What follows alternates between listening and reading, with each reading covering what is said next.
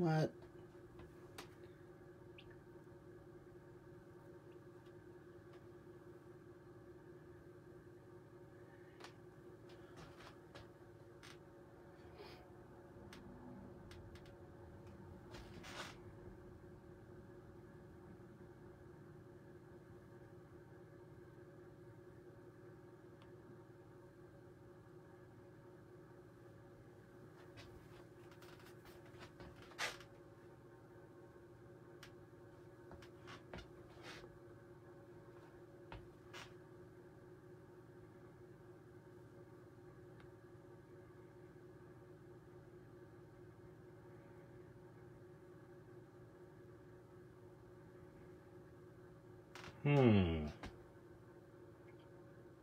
Hey everybody.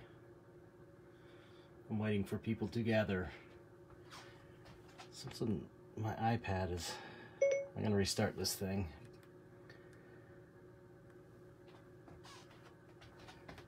Because it's telling me I have no internet on my iPad, and that's how I'm gonna see, hey, Carla, Jeanette, Amanda, what's up?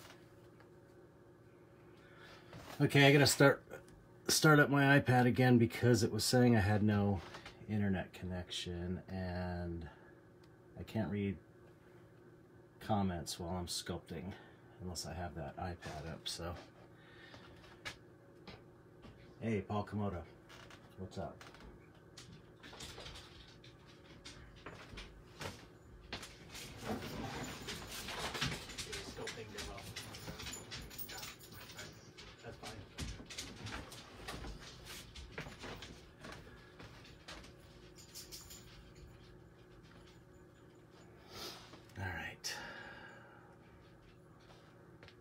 Let's see here. Okay, we got 18 people. Yeah, there's my high-tech armature for you. It's really fancy. Okay.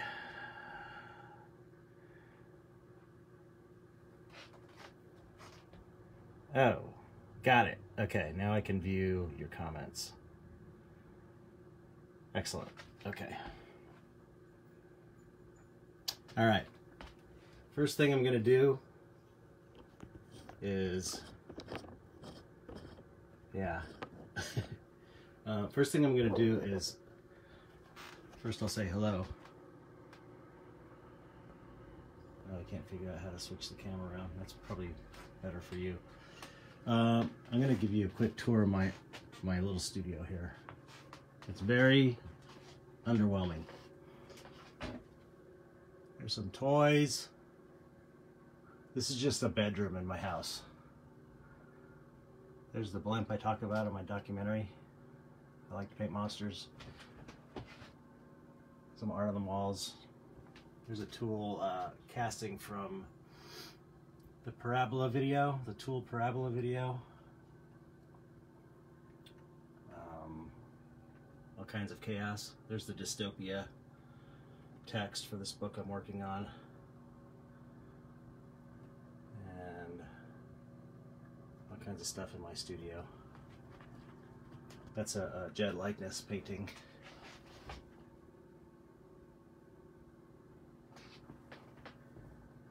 Hey Brandon. Thank you guys for having me on. I appreciate it. This is going to be fun. Yeah, this is crazy. So this is my studio. It's a tiny little bedroom. I do it to keep costs down because I can't afford a studio really. I mean, I might be able to. Hello, Shell Simpson. But I don't know. I'm a homebody too, so I like to work at home. Here's some, this is just random stuff I have on my shelves here. I need to mold this guy. This guy's pretty cool. Someday I'm gonna mold him and cast him.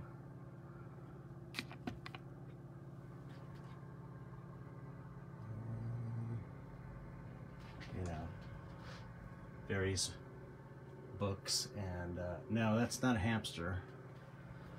That is a fancy mouse. They're called fancy mice.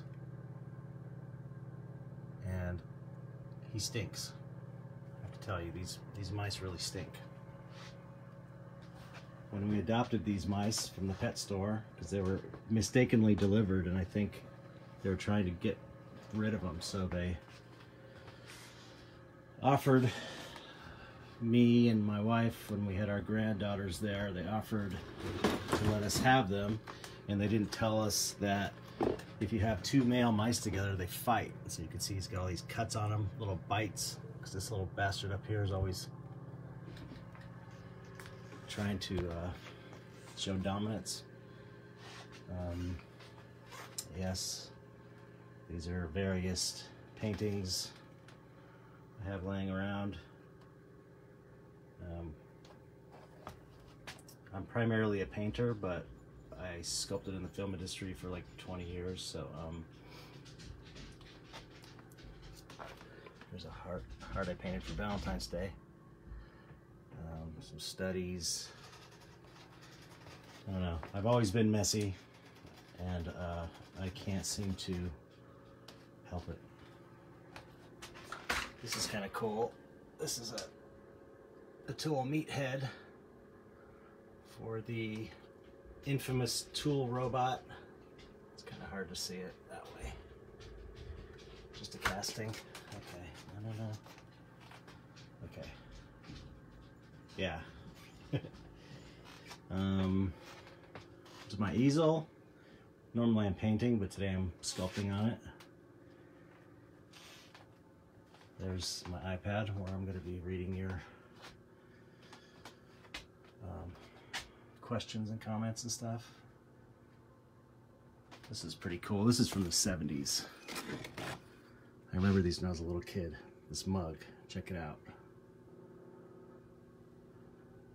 It's part of the mug. I used to drink milk when I was a kid in this. And look at the little guy's face peeping out. More sculptures.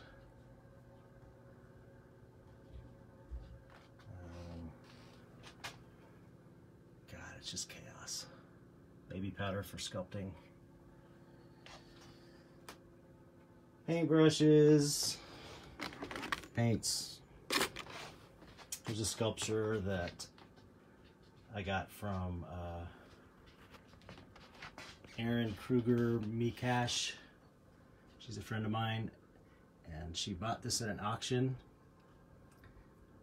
She bought all these sculpture studies we did at Rick Baker's for Planet of the Apes, and she bought them and had them scanned digitally for posterity, and then gave them to the artists who sculpted them, which was really amazing.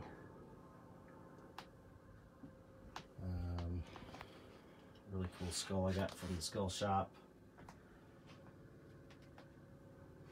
You know, oh, there's a thing bust I sculpted for Sideshow Collectibles. And more books. More books. I don't know. It's too crazy. I don't know if anybody wants to see anything again, let me know and I'll show them, but let's get into why we're all here. I had to plug my phone in, so I can't use, did I say that? I can't use the fancy lab mic. So hopefully this mic is good enough. All right, so I'm just gonna do this kind of wall hanging sculpture. I've got Monsterpalooza coming up, and so I was thinking, hey, I'll do something that I could debut at Monsterpalooza. Kill two birds with one stone. So I'm going to, oh, you're welcome, Brett. All right, Jamie Wells. Okay, so I'm gonna just start throwing clay on here. I have some ideas of what I'm gonna do, but I'm not quite settled on it yet, so I want to get some clay on here first. Oh, I didn't show you. Here's my clay convection oven, where I'm heating up all the clay. Okay, good to hear. Sound is good. This is my Chavant NSP medium, which is what I like to sculpt in most of the time. I like monster clay as well, but generally I use monster clay when I'm doing clay pours. If I have a mold and I want to modify a sculpture. Scale, I don't know what the scale is. Probably half scale, maybe quarter scale. I don't know. I've never been real big on scale. I don't know. This is the size of the head here. Here's my hand, so it's probably, no, that's not half scale. I don't know. You'd know better than me. So I'm just getting some clay on here. What I love about using a convection oven with Chavant is you can get this thing, I mean, you can get this clay like buttery soft. Hey, Guido, thanks for watching.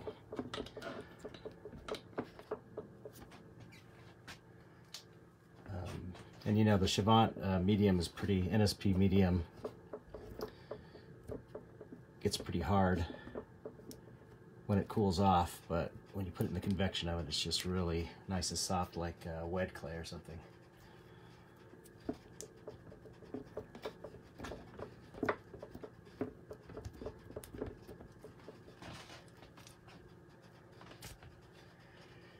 No, it's not quite 1-to-1. Let me get it blocked in, and I'll stick my head in there. Maybe it is. I didn't mean to do that if I did. I was trying to make kind of a small wall sculpture.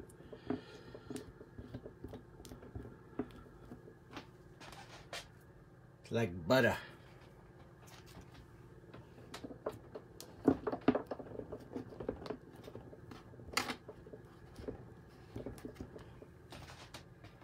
Yeah, this is soft. It's nice and warmed up. You guys don't, Jared, you guys never use Chavant? Do you ever use Chavant?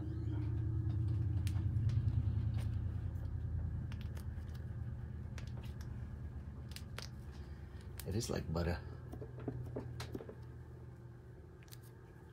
I got hooked on Chavant when I was working at Rick Baker's, because it was around the time when people were still using Roma Plastilina, and that has sulfur in it. I think this is like the early 2000s. No, I don't have large hands, so yeah, there's a good size reference for you. Chavant, yeah, Chavant NSP medium, the medium softness. Anyway, at the time, I'd only seen, or I'd only used really Roma Plastilina. I was working at Alterian Studios for like 10 years. We used that, and we used wet clay. And then I went over to Rick's, and they were using Chavant NSP medium, and it was a little bit different than the Roma. Yeah, working at Rick's was awesome. It was definitely the best job I ever had in effects. Always enough time, always enough money to do things right. Anyway, they were using it because they were doing a lot of silicone molds, platinum cure silicone molds, and the sulfur in the Roma clay was screwing their molds up. So they started using Chavant NSP medium. And then I got hooked on it.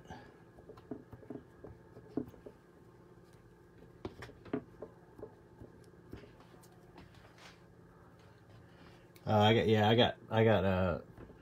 got hooked on this whatever color you would call this. What is this color? It's almost pink, really, almost terracotta.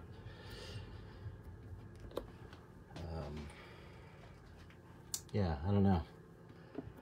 I like it.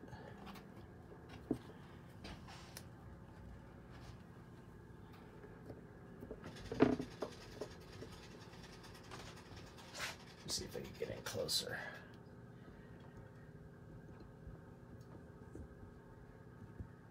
Let me know if there's any audio issues or video issues or whatnot.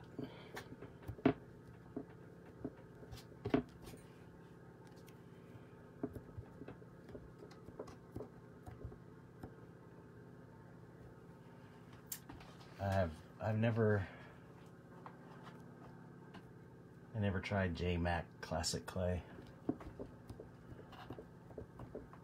I just, you know, I got so used to I worked at Rick's for 5 years and it was all Chavant, and I just, you know, didn't get tired of not having sulfur in my eyes when I rubbed my eyes. That was the thing about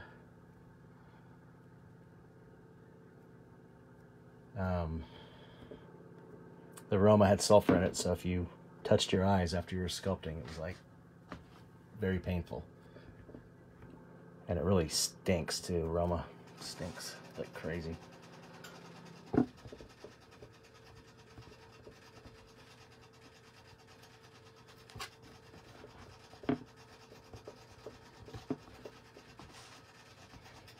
I worked at, so yeah, I guess a little about my background. I worked for Tony Gardner at Alterian Studios, starting on the remake of The Blob, and then we went on to do the movie Darkman and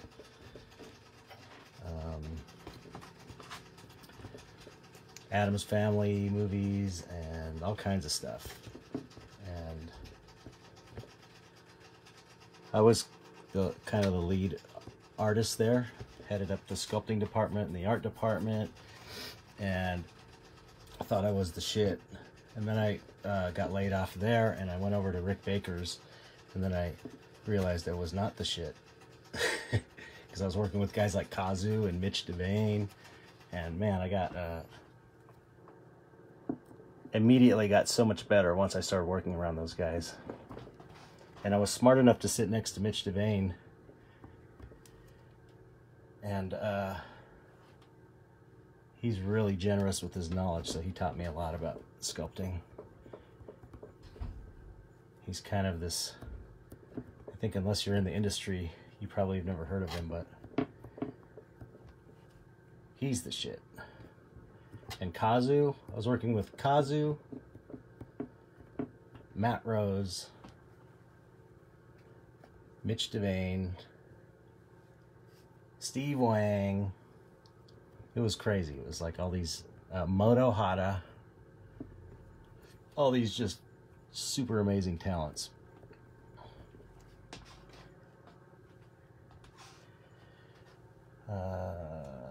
I'm not going for a likeness of a celebrity. I was gonna maybe sculpt a character from my paintings, or I might make something new. I'm not sure yet. I do these wall hanging sculptures because, you know, I'm in the fine art business and I'm trying to sell these. Hey, Cathedral Head. And so people tend to, it's weird with the, people tend to buy things that you could hang on a wall as opposed to sculptures that you could stand on a table because of space issues, really. Yeah, Moto was amazing. Who's that? Robert took him on a walk. Sorry. Let's see, what was I saying? I don't remember what I was saying now. Oh, I was just every great artist in the industry I was working with, and it was really amazing. And that's when no, that's not what I was saying. I was saying, well, I do these wall hanger sculptures because they're easy to do, they're easy to mold. They're just like, boom, one piece, you know.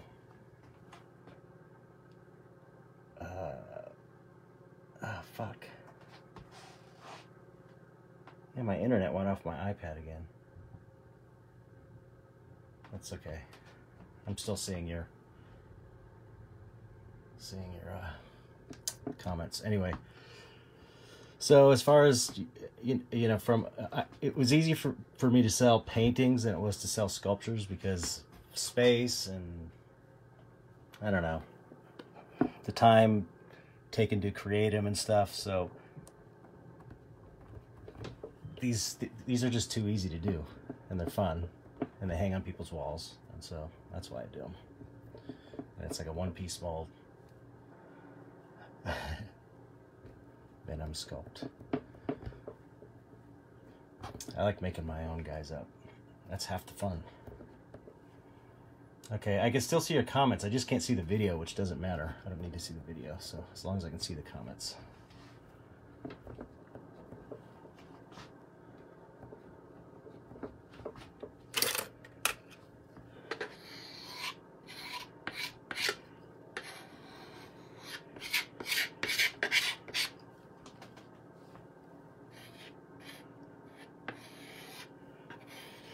It was at Rick's, when I was working at Rick's, is when I decided to become a fine artist and leave the effects business. So I started painting there, started sculpting there, because I wanted to be a fine art sculptor initially. This board is, I just got it from Home Depot. It's just like that MDF board. It's like 1/2 inch thick.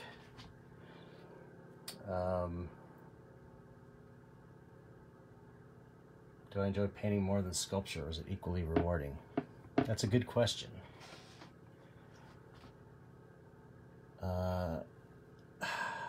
I kind of enjoy painting a little bit more because it's harder to do for me. Because I have more experience sculpture. Trying to keep up here.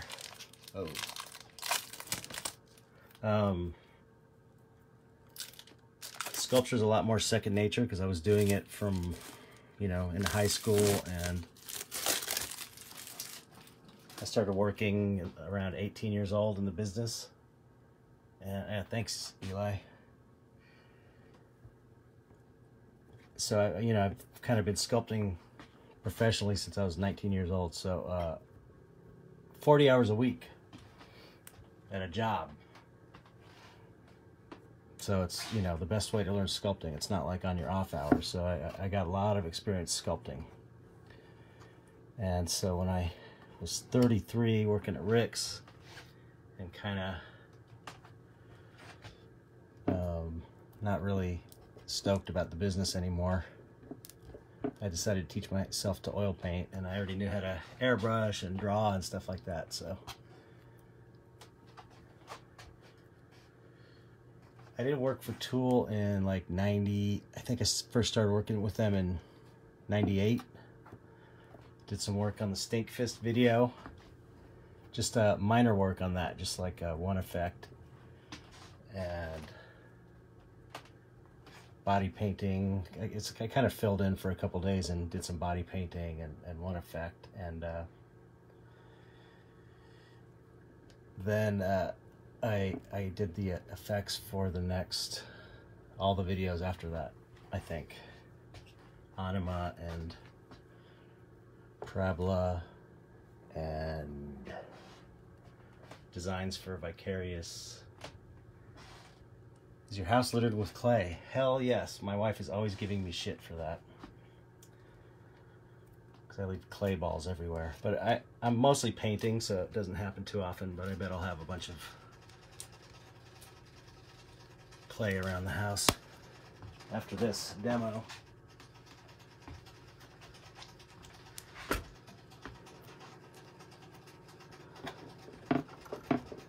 So yeah, I started working with Tool in 98, and then I did the effects for those videos I mentioned, and did live 3D animation. I started getting into computer animation around that time, so I did a bunch of animations for their live shows. And yeah, you might like the music. Do you like Black Sabbath? Do you like metal?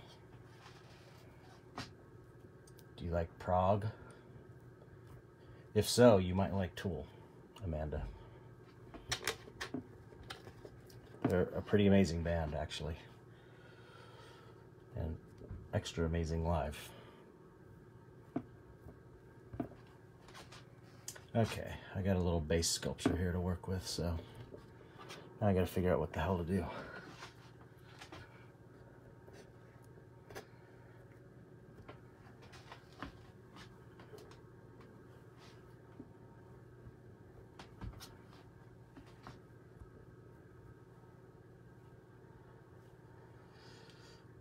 Skull. I could do a skull. I was thinking of doing a skull, but that would be kind of boring. I love sculpting skulls.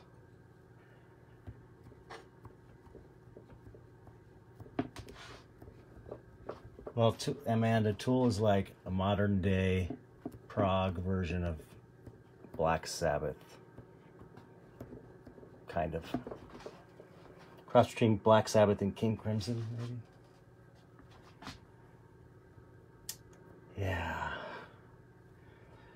I just don't want to spin my wheels here and keep fucking around with it. I want to have something good to show you by the end.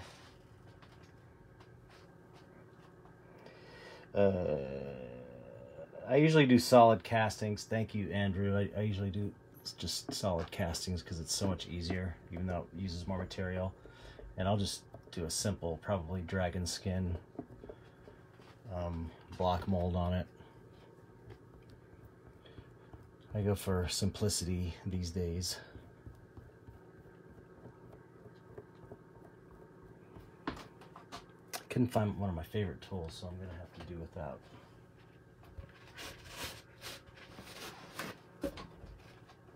Oh, they're Amanda. They're an amazing band. It's just a matter of if you like the sound or not. I mean, as a band, they're really good. I sketch out ideas. Usually, yes, Brett Briley. I usually sketch out ideas first, but that's my paintings and my sculptures usually start with sketches. My lighting setup, I wish I had a link, because there's a great tutorial I found on YouTube. It's like $100 lighting setup, but it gets good natural light.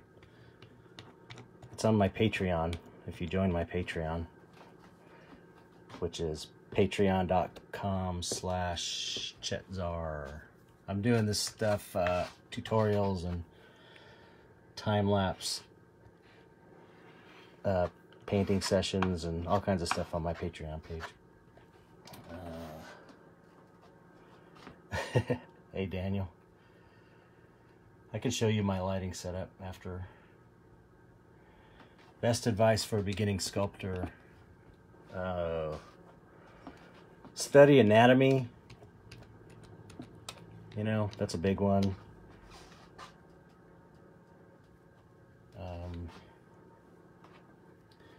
All right, hey Duncan.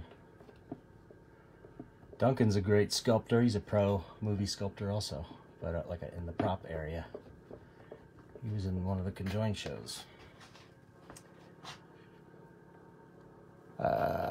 Yeah, study anatomy and, you know, all the traditional stuff. The usual stuff, look at nature. I was using this rake. Rake tools are where it's at in order to kind of refine shapes. Rake tools are tools that have little wire wrapped around it or grooves cut into it. There's a good one. I think Mitch gave me that one.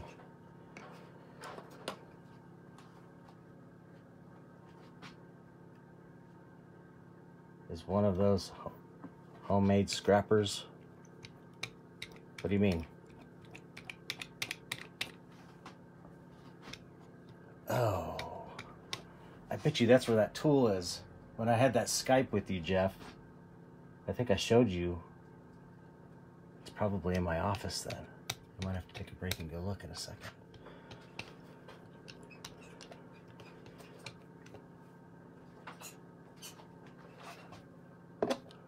Yeah, that was a great interview, right? Mike he can talk.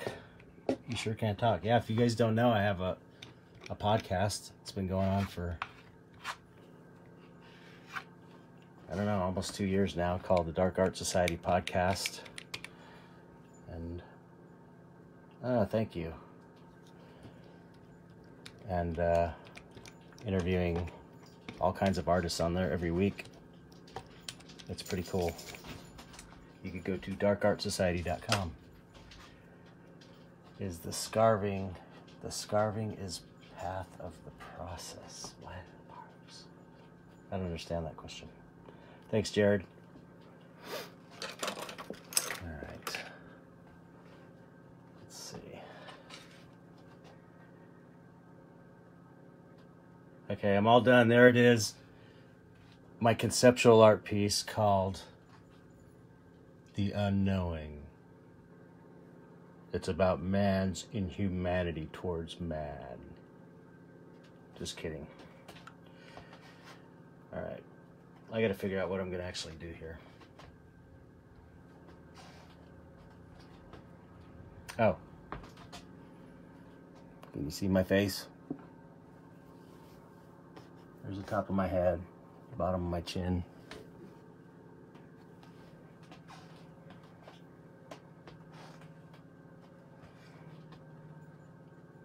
I agree, we need more girls in Dark Art Society, Amanda.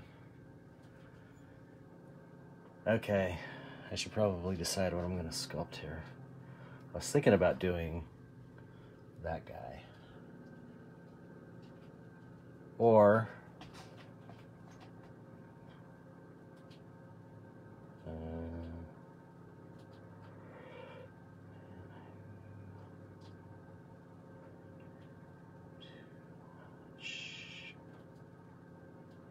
oh yeah, the Shiflett Brothers were on the podcast as well, and they were great. I was thinking maybe of doing this guy. These are from paintings I did. It looks kind of like him already. Maybe I'll do him.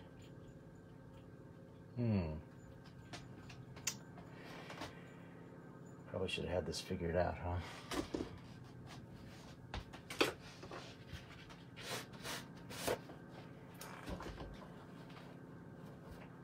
Problem. You love the sad one? That's what my wife wants me to do. Number 5 would be awesome. I don't know. How about you all vote? Painting 2, another one for the sad one.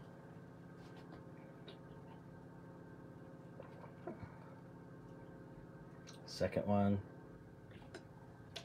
Sad. 5. Okay, this is gonna totally fuck me up. It does. It is like black tears. It's a kind of a variation.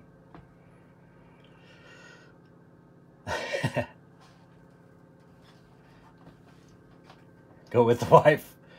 Smart advice. Yeah. Well, I was thinking if I do this is what would be cool. If I did this, sculpt this guy in the cast, when I cast it up, I can do translucent black resin and actually run it, I could carve a little, channels so that the drop of resin goes down it and it actually forms a drop of translucent urethane resin. That would be awesome. So why don't I start with them and see how it goes?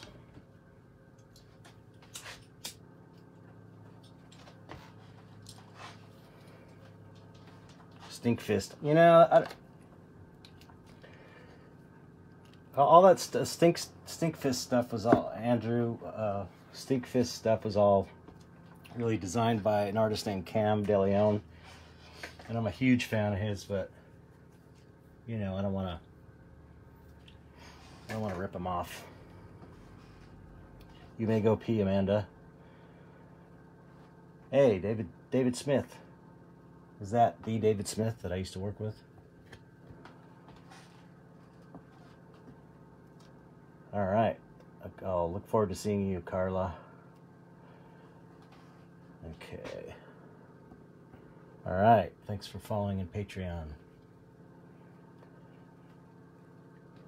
This will be fun. I haven't sculpted in a long time. Every time I sculpt, I go, oh, I love it so much. I miss it. And then I sit down and do a painting. I was like, oh, I love painting. Hey, David, how you doing? Or Dave. I never called you David. All right, come back, Amanda.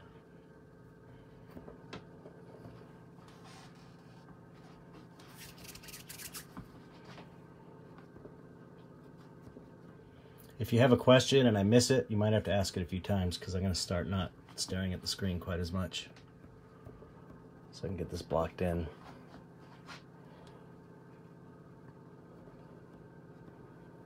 Dave Smith's a great sculptor. I worked with Dave for many years.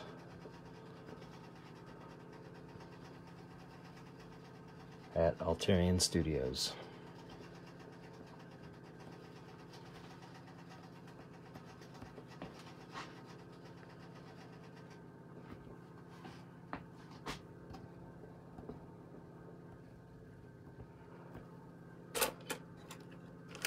I'm glad you're excited, Jared. I'm doing my best. Hey, Chris Hackard's in the house.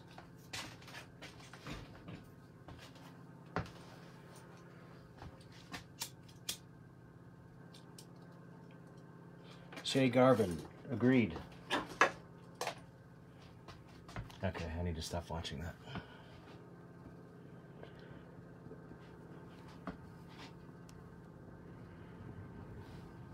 Yeah, I'm using, this is another one of my favorite rake tools. It's got it's music wire twisted in a drill and then cemented into brass tubing. There's a round end. I don't know if it's focusing or not.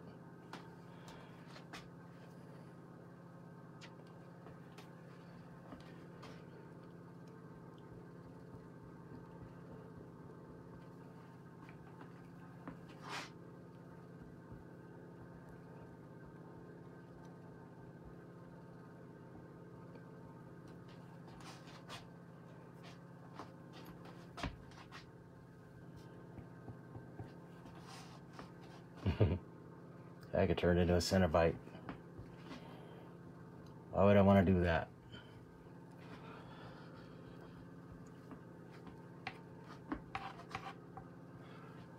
I love Cenobites though. I can't lie.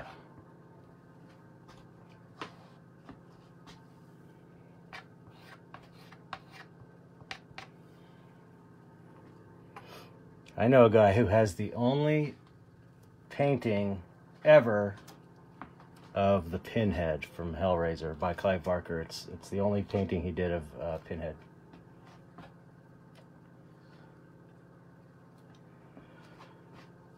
Yeah, it'll be, you can watch it later, Amanda.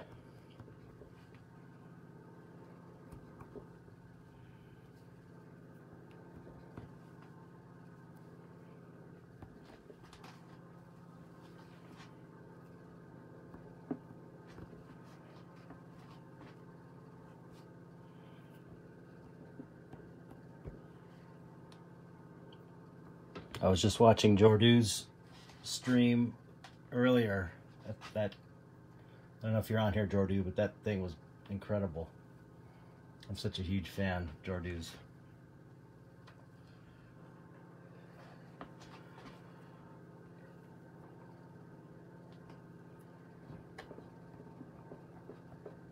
Yeah, the Pinhead painting's crazy. I know one of my collectors owns it. It's really super thick paint, like really thick, really messy. It's really impressionistic. Doesn't look like, it's not like a render. It's really kind of, you know, it's very impressionistic. Yeah, Jordu did kill it. Busted it out like it was nothing.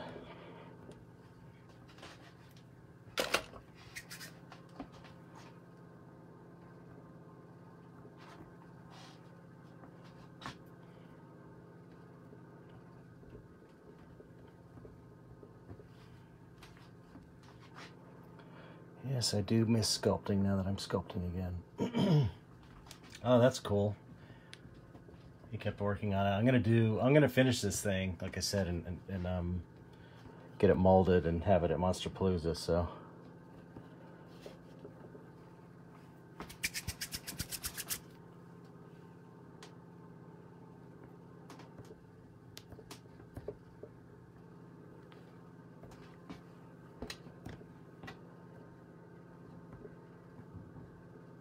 One day I'm going to do a show of sculptures, all sculptures, one day. Oh, I didn't see Paul Komodo's shit. Oh, and I did see Tom's. Tom's was great too. Tom's another amazing artist, and so is Paul.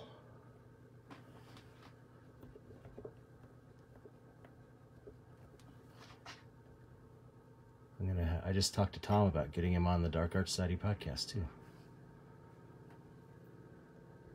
We got to get. I'd love to get Jordu on there. Jordu, if you hear this, I'd love to have you on my podcast if you're interested. For my resin pieces, I only use oil paint, and I use I don't know, Winsor Newton. I don't really have I'm not real picky, but.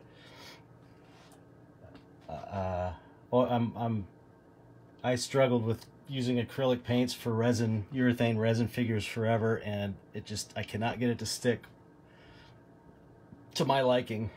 So, oh, cool. I will watch Paul's then. Hey, Lisa. Yeah, so I paint with oils, and that sticks like crazy. You don't have to worry about paint scratching off. It's amazing. And you can get it to look, you can't airbrush it, but you don't need to airbrush it because you can get it to look like airbrush with a brush, you know? Yeah, all hand painted. Because you can blend with it. You can do everything you can, you can get the same effect as you can with an airbrush, so.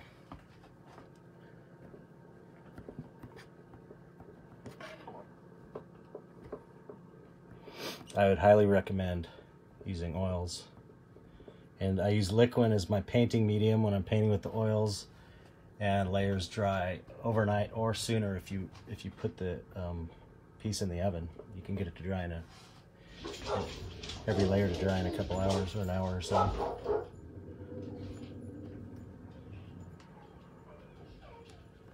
There's my dogs.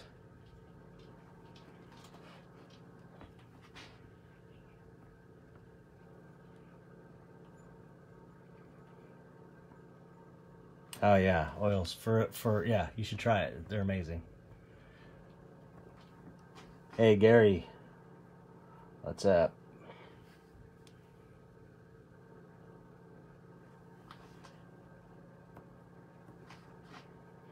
Oils. No, if you use a painting medium like liquid, you mix a little bit in. They aren't so scary.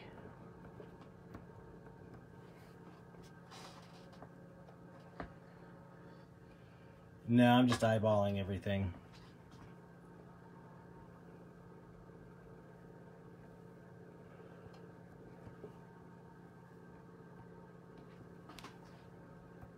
Like I said, I did this for 25 years, 40 hours a week. I was not unemployed very often, so a lot of this stuff just kind of sticks in your head after that much time. I mean, that's the goal, is to know your craft so well that you don't have to think about what you're doing. And no, just liquid for the dryer. Didn't you have fun, Gary?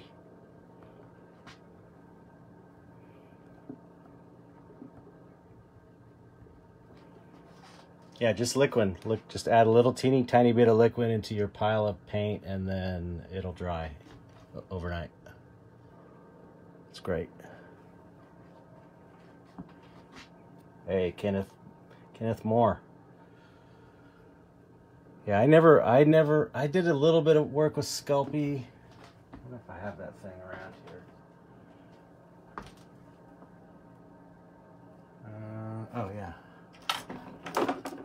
I did this in Sculpey. This weird like hanging muscle guy. And it looks pretty cool, but I had a hard time working with Sculpey. I never really mastered it. I was going to have him kind of hanging. I should do that again.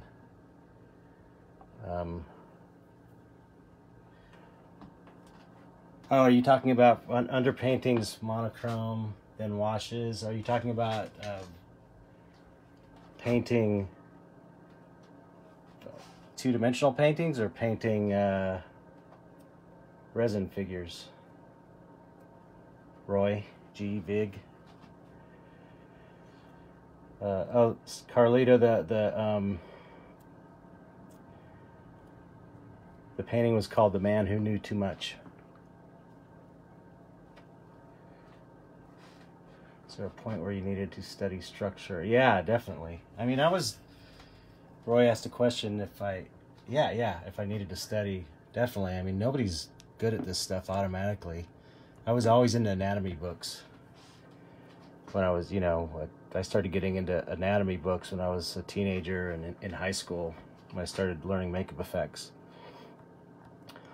Okay, the resins. For the resin stuff, I just cast it usually in like here's a translucent casting of a piece called Dead End I sculpted, and I just kind of do this off-white base usually. I have a painted one I can bring in, and then I just do glazes over that, so I don't have a base coat.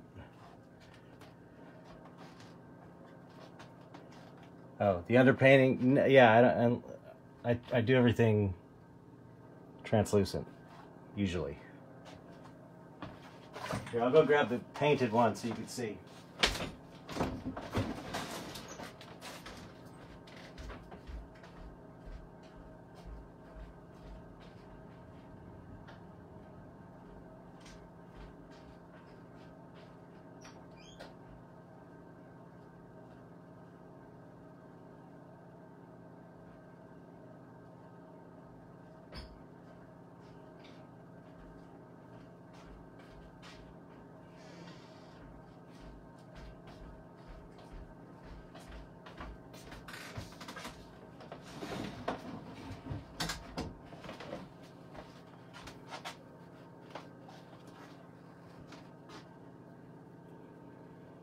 This is the painted version of that. So you can see, the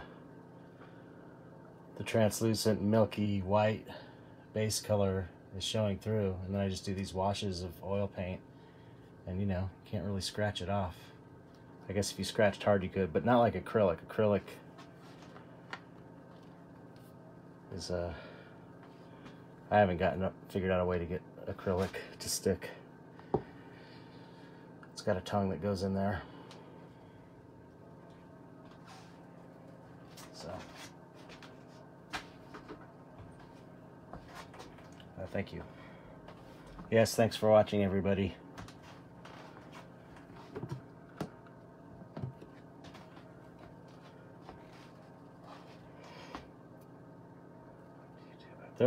I paint in washes, so there's no brush strokes. You can blend. You know what?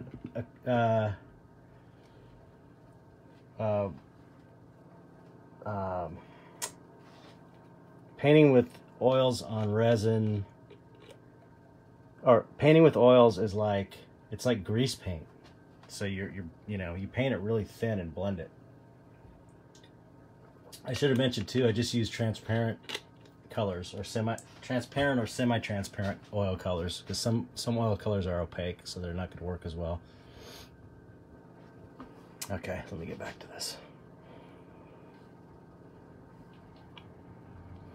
Whoever was asking about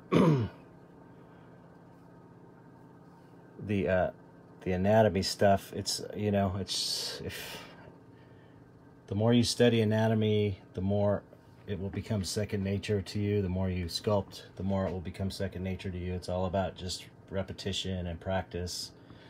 And also another good thing, working in all those effects shops, they're just full of these life casts.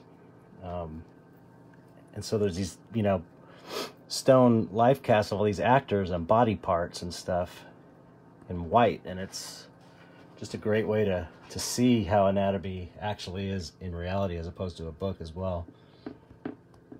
I use Sil Tech from Silpack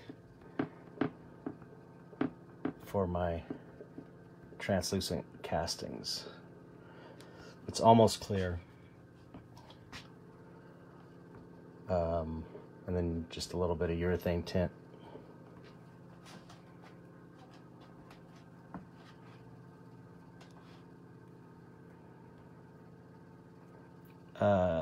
Reference material, I use it. I think reference is super important. I don't use it unless I'm not sure about something. Going to master, I mean, really, you can master anatomy if you study the hell out of it. You know? Oh yeah, Norman's amazing. I worked with Norman at Rick's for years as well. He's a great sculptor, really cool guy too. Yeah, there's always more to learn. It's not you just stop. But you know, you can get to a point where you don't have to refer to it quite as much. But there's nothing wrong with referring to it. I've got anatomy charts up on my walls too, so that's why I got that little anatomy figure down there.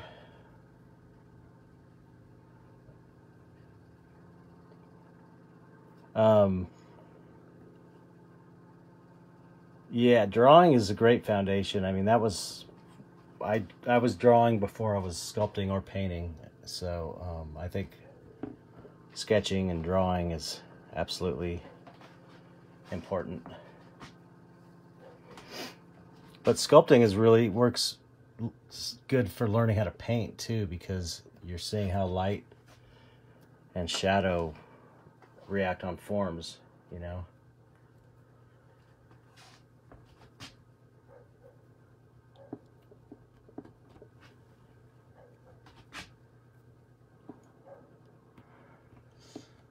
I mean, if I was to sculpt without any reference, like a muscle head, I wouldn't get every muscle right.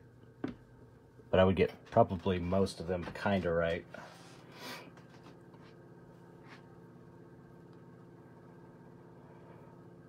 Oh yeah, I think I'll you know, drawing definitely can improve your sculpting skills. I know a lot of sculptors who can't draw though, and they seem to manage okay.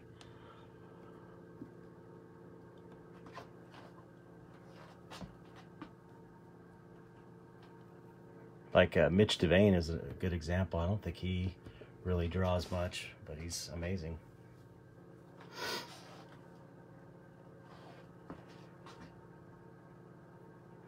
Yeah, painting two-dimensional paintings is way different than sculpting in many ways. Speaking of Mitch, he was the one who kind of told me that he thought painting and drawing is a lot harder than sculpting, because with sculpting it's kind of what you see is what you get, and with painting and drawing you also have to add in the factor of, aside from, you know, getting your values right, getting your darks and lights right and stuff like that, you have to deal with creating the illusion of you know, perspective and all that sort of thing. Yeah, I agree with you. Do you ever find using a specific type of lighting? I'm too lazy to do that about the lighting. I'm glad you guys are enjoying it.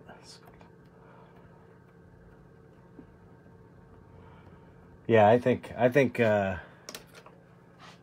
wouldn't definitely not be as good a painter if I wasn't a sculptor for 25 years or whatever. Absolutely.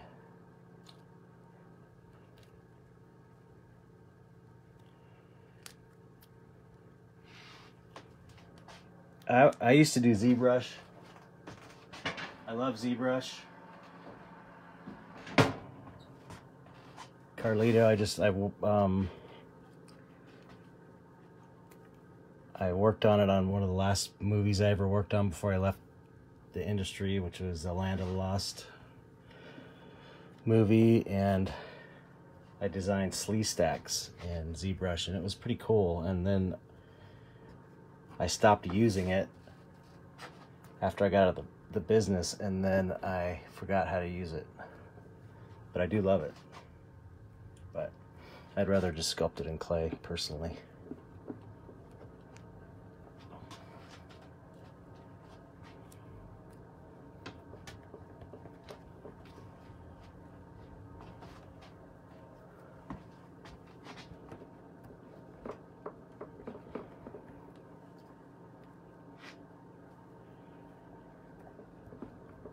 I got really into computer animation. Yeah, I know. I'd like to try VR sculpting. I got really into computer animation in the late 90s, and I put out a DVD of these weird looping animations. Spent like, God, 6 months probably working on that. And by the end of it, I was so burnt on it that I just wanted to paint, and then I never really went back to it.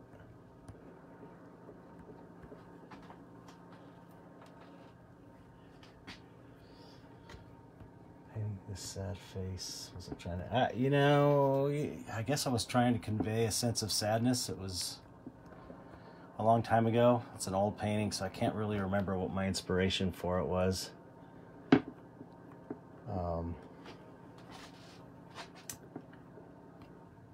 Probably what I usually do is I just kind of doodle until I see something that resonates with me, and then I just kind of build on that.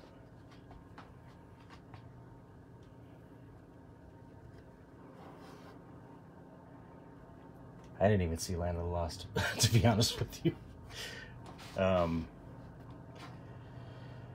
Yeah, 3D printing is great, and if I didn't have this painting career,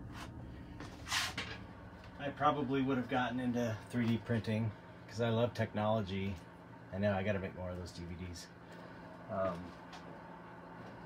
but I don't really have time to get into it. If I was going to do any 3D printing, I would probably just hire someone to do it.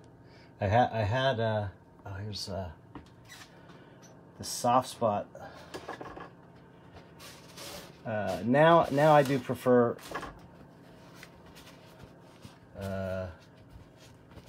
hand painting pieces with oils because I'm just used to it. So I kind of do like it. What's it like to work on a huge movie like Hellboy 1 and 2? It's pretty cool. Depending on the movie, depending on who you're working with. Where did his arm go? Shit. This is a 3D printed piece that Mitch Gates did. He scanned my soft spot sculpture that was life size. And you can see it prints out pretty amazingly. This is an actual print. It had a hand here. I don't know where the hand went. Damn it. But yeah, it's pretty cool.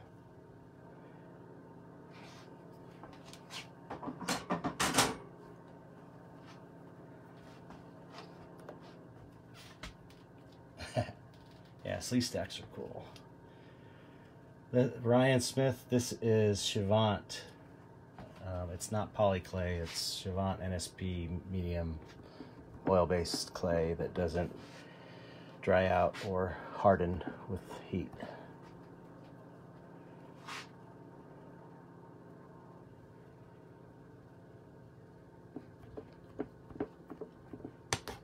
I'm not just doing this out of my head. I mean, I do have this image up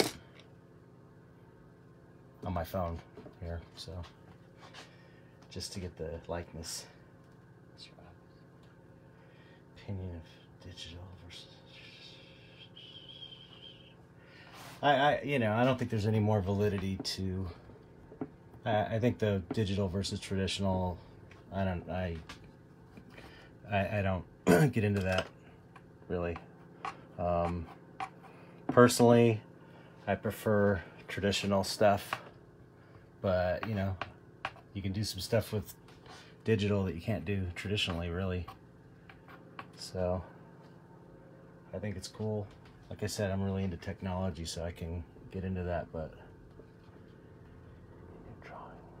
Mike Bogle, you got it. All right, I'm glad you got it. Glad you got your drawing. No problem. Sorry you got lost.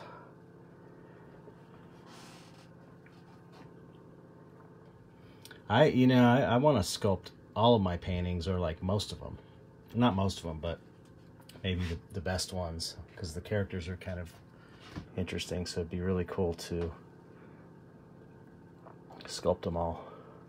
That's what I wanted to do when I first decided to be a fine artist. I wanted to be a sculptor, and I created that soft spot. If you look up Chet Zar soft spot, it'll come up. And that's what I wanted to do. And then for my fine art career, is do these realistic resin sculptures, life-size creatures, and I spent so much time sculpting that thing and molding it myself and casting it, and I really didn't have any money at the time. So it was, you know, it's not like I had the resources. And once I finished the soft spot bust, I just thought, you know what, there's no way I'm going to be able to make this work financially. So I thought, well, I'm going to start painting. Teach myself how to oil paint, because I can afford to do that. I can afford to buy a canvas. It'll take me, you know, way less time. It'll be way easier to sell. I'll be able to charge less. And that's the story of how I became a painter.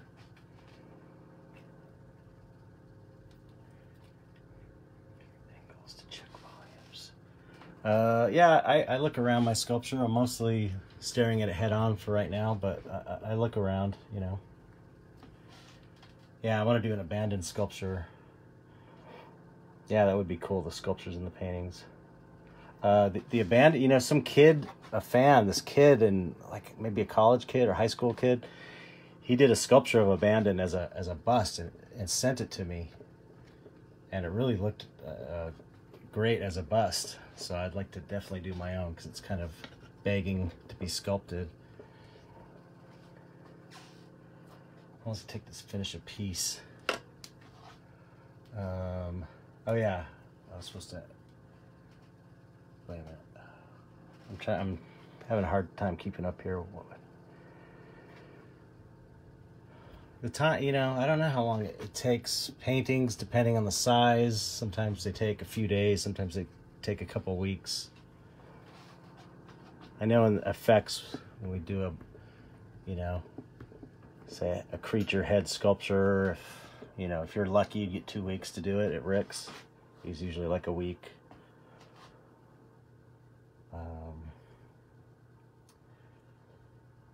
All right. Let's see. Guillermo and Mike Elizalde, it was great. Working at Spectral was great. Working with Guillermo was great. He's like he is in interviews. He's that guy. He's not putting an act on. He's not being a nice guy. He's, you know, he hugs you when he sees you. He's a cool dude. He's laid back, but you know, he knows what he wants. He's not like he lets you do whatever you want. He's definitely got a vision, but he's not an asshole. Any chance you will let us see your sculpture? Oh yeah, I can do that. Here.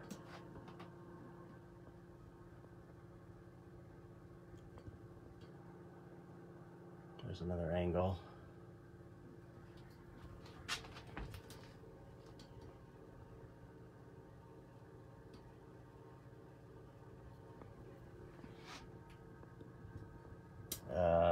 yeah, Mike was easy to work with. You know, he's cool. He just kind of let me do my thing, and yeah. I always say if every film job was like as cool as a Hellboy movie or a Tool video, I probably wouldn't have left the industry. But those jobs are, you know, don't come around often. You gotta wait years for jobs like that, and then all the stuff in between. Thank you.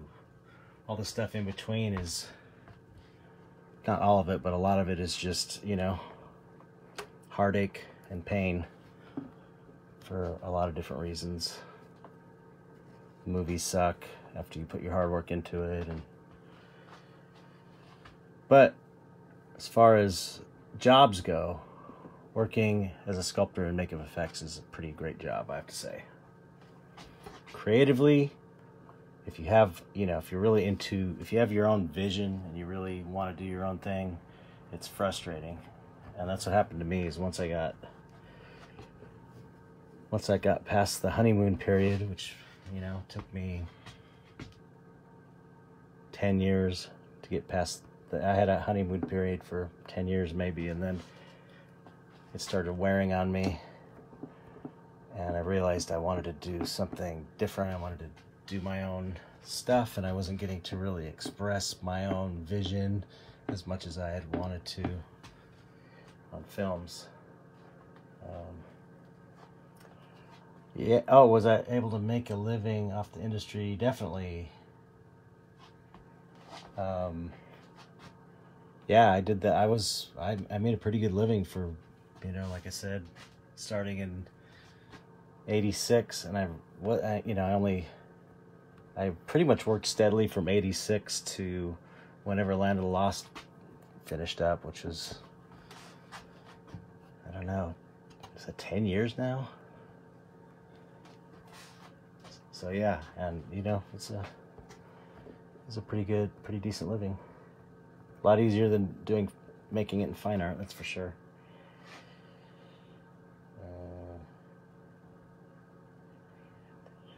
Sculpt. Well, someone asked, do you have the issue of a sculpt that looks right from an angle but it's totally off from seen from another, like depth off? Thank you for the compliment. You know, ideally having a lazy Susan, like a turntable, so you're kind of turning it often and moving it around while you sculpt. That's the way to not have that issue. Just, you know, and also another good Mitch Devane trick. I'm sure it's common knowledge for most of you, but just having a mirror set up, aside from looking at it in a mirror, you're able to see symmetry problems, but you can also, it gives you a different perspective on it to, you know, look at it from different angles and stuff.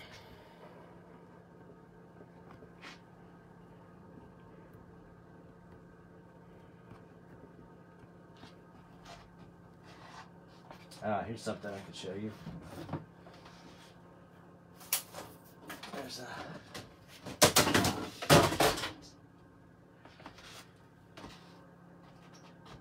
here's a figure, stop motion puppet I sculpted for the Tool Anima video. I still have this urethane, soft urethane cast. It was definitely inspired by Beksinski. That's when I first discovered Beksinski, and that was one of the references we had in sculpting these guys. Here's his head. Weird little character that Adam Jones designed. He gave me a little thumbnail of this guy, and I sculpted it.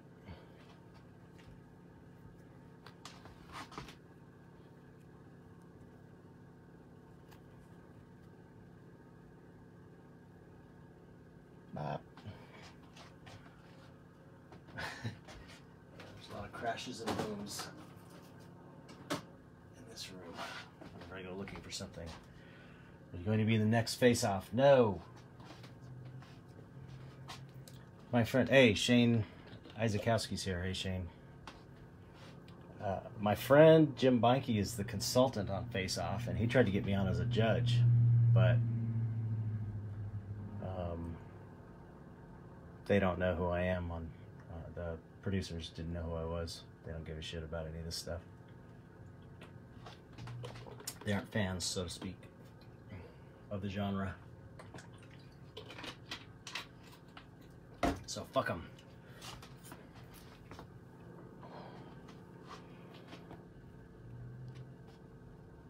I don't really like that show though, because they don't give people enough time to do anything properly. It's like, I know how long that stuff takes, and they just do not have enough time. It's really unfair. I would rather see half as many shows where, and have people, give people twice as much time, and then see work that's, you know, actually good work that's, you know.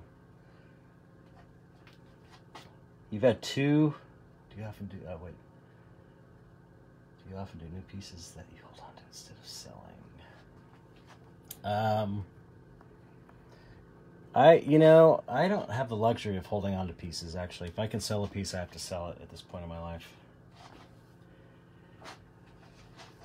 Who's my friend there?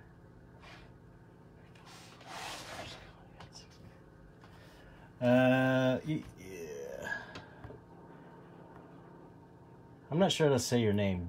Jino, Ryo, Saba, Pin. Yeah, the elimination thing's kind of lame too, but Jino, is there a turning point when you felt people were interested in your skill and you had something special going? I'm assuming you're talking about the fine art, and I think probably when I first started doing these monster portraits, because I was not doing those at first, I was doing just weird kind of monster paintings. And hey, what's up, Dumbos? I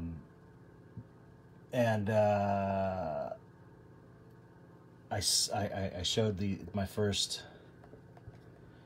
oval 11 by 14 oval piece called what's it called? Dunce. So if you've got Chet Zar Dunce, you can see that piece. But that piece was the first monster portrait I did, and that sold right away. And then I kept going with these monster portraits, and they kept selling. So that was like when things started getting to a point where I'm like, hey, I could maybe, you know, make this sustainable. So probably, that would probably be around 2005 when I started feeling that.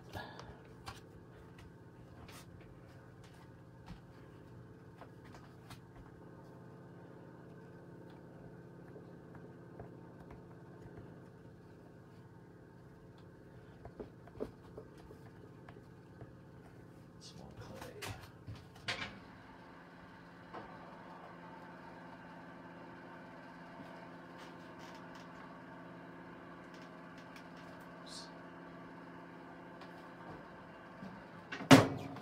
Hey, thanks, Amanda.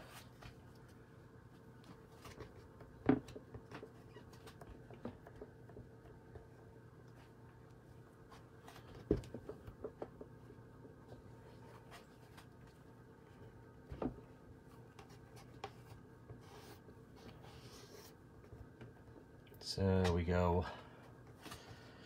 block in, get the big shapes first, and then start refining the smaller shapes. And you got to do all that stuff before you get to the detail. I know when I was younger, I used to want to jump to the detail before I had my forms correct, but you even need detail, really. Great detail can't save a sculpture that doesn't have good form.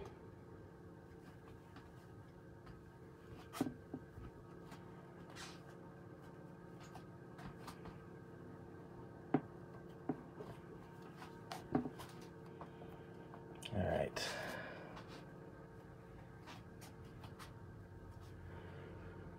You guys want like an angled view, maybe? Yeah, I'm Chet Zar, one word, on Instagram. I wonder if I should get, why don't I do an angled view for a little bit? And if you want it straight on, I could switch back.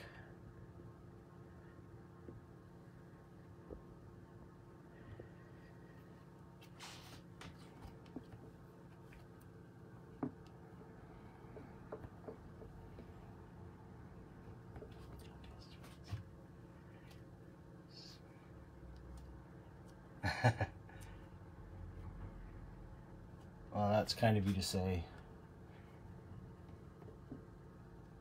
You know. You know.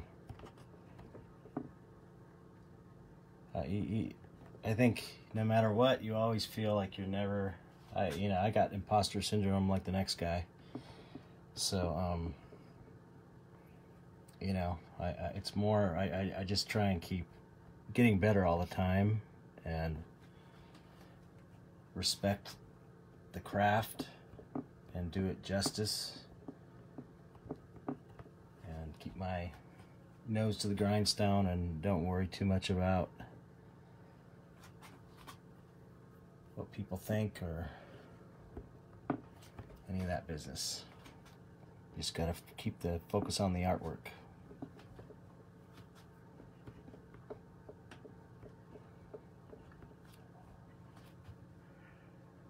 Hey, Chris Bolton. Yeah, I used to do DeviantArt back in the day, and then I went back on there and posted, and then I never went back. How long did it take you to develop your unique style? You know, I probably started, I don't know, I think I started I started sketching in the 90s, let me see, early 90s. I was having some personal issues, so I started going to therapy and dealt with some childhood trauma and stuff, and around that time I started sketching just for fun. That seemed to be linked, I think, somehow, not consciously though. And around that time I started sort of developing this style. Just the beginnings of it, it's like, the thing about developing a style is you sort of have to, I don't know, it's a hard one. You have to kind of be yourself and really do it for the love. Just like you gotta think, what would I really, really love to sculpt or paint? And then you just go with what you would love to do the very most. And if you do it enough, you start developing a style. You start noticing things, or you should try and notice things that are unique, that you might do a painting or a sculpture and say, hey, I've never really seen this before. Who knows what. And then you kind of file it away in your mind and you're like, okay, I'm gonna pull that one out again on the next piece. And then, you keep building on that. Before you know it, you have a bunch of unique perspective. I think everybody's got a unique perspective. It's just finding it. It's in there already in your head.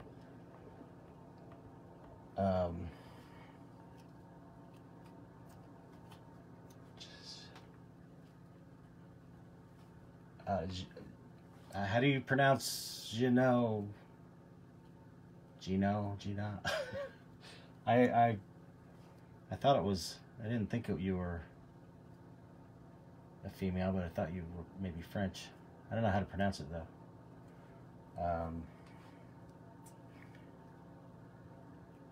Yeah, seeing people sculpt, watching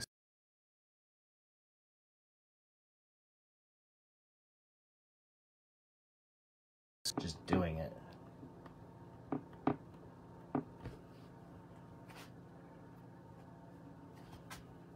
Yeah, DeviantArt was good at one time. It was kind of the only game in town for showing cool artwork, but yeah, it did get kind of weird.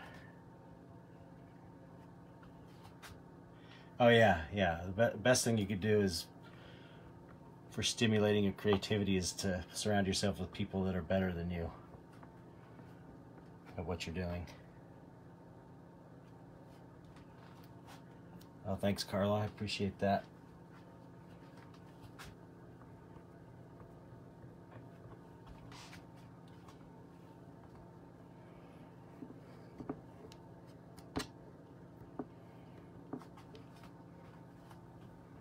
Okay, I'm just trying to get this head shape right, and then I will move on to the face, the fun part.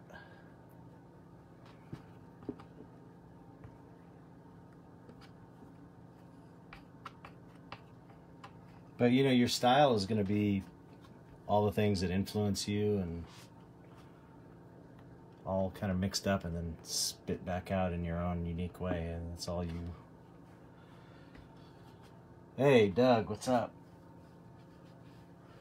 I did plug my Patreon at the beginning, but I should probably plug it again. It's patreon.com/Chet Zar, one word, and I post just about every day on there. I've got tutorials, I've got pro tips, I've got images, I've got time lapses of my paintings, I've got molding, and I got a couple molding and casting tutorials. I show how I do my custom frames on there. I'm basically teaching everything I know about the art making process on my Patreon page. Do you have a Patreon, Doug?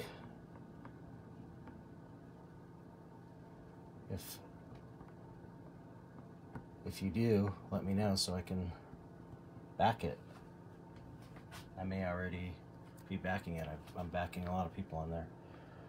I use texture stamps sometimes, but not very often. I used to be a big... Hey, from Sydney. Hey, cool. Hello. I used to... Once I started working at Rick's, you know, people didn't use a lot of texture stamps. It was all like about hand texturing. So I don't use them that often, really.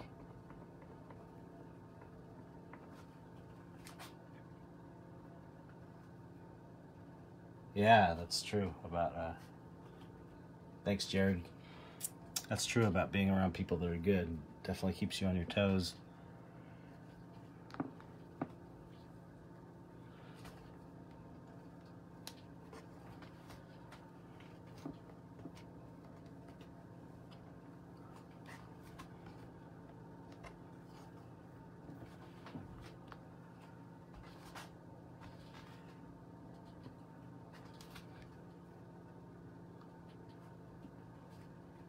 Oh, I'm glad it worked out for you, Amanda.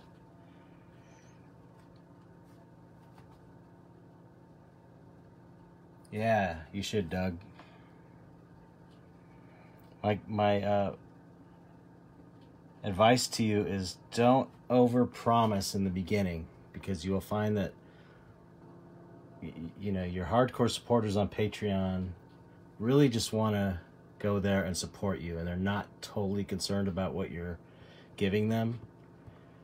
But of course people want something for their money, so you do have to deliver stuff. But I would say, you know, tell people I'm just starting this is what I'm going to offer at this point, and as it grows I'll keep adding more things, you know, because I started mine with I still don't have any physical rewards.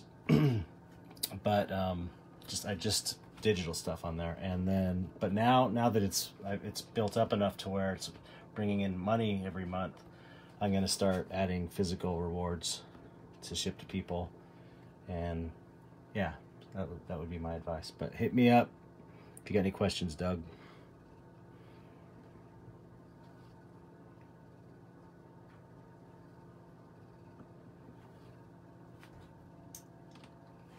Julia Lynn Powell, you got on Patreon?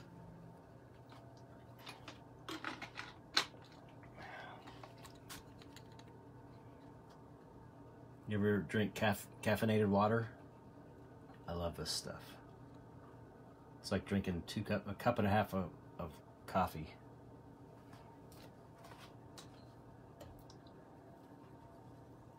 I haven't, Carlito, the art form I have not tried that I would like to. Well, there's a couple really. There's aside from tattooing, which cool. Julia Lynn Powell, put your I will look for that Patreon when you get stuff up.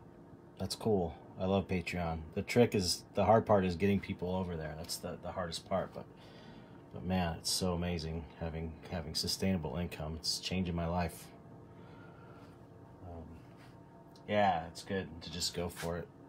Get it started, even if you're not quite ready, just to get a placeholder up. Anyway, the thing I haven't really tried since I was a kid that I'd like to do is I'd like to direct a film. You know, we're just talking pie in the sky stuff.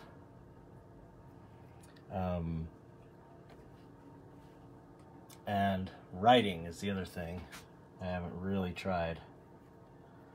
All right. Thanks, Julia. I will I'll check yours out and probably chuck money at you too. Because I support like, God, 60, 70 Patreons on there because I try and support everybody doing it that I know, because I really believe in the Patreon model. So I try to practice what I preach. Little standard Kemper tool, nothing fancy. Just to go in and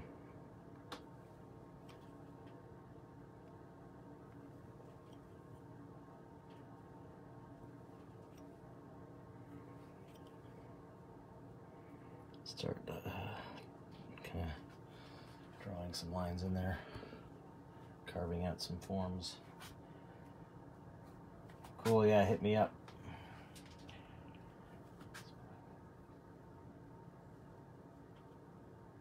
Yeah, it is. It's hard. I tell you what, people ask me, oh, did you leave the film industry because you had to work so many long hours? And I say, no, that's not why I left, because I'm working way more than I ever worked in the film business.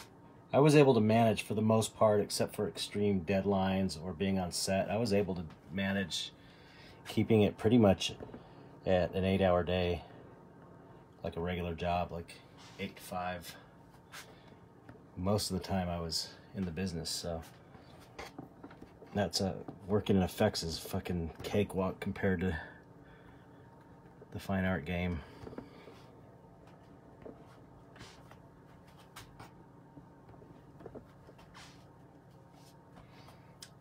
You don't feel like the face is as sad looking in the painting. Well, that's because I just barely started it.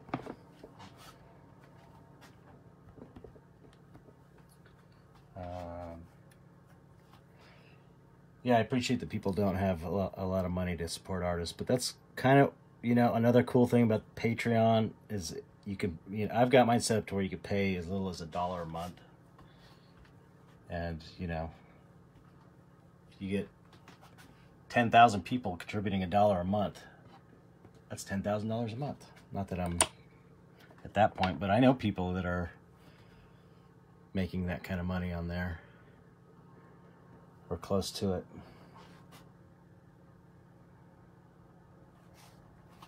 Oh, that's a bummer, Amanda. Yeah, it'll be up. It should be up as soon as it ends. So have a good night.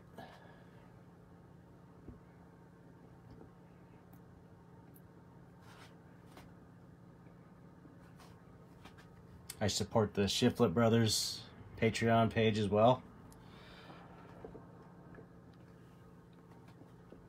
So if I see anybody I know on there, I at least support them for $1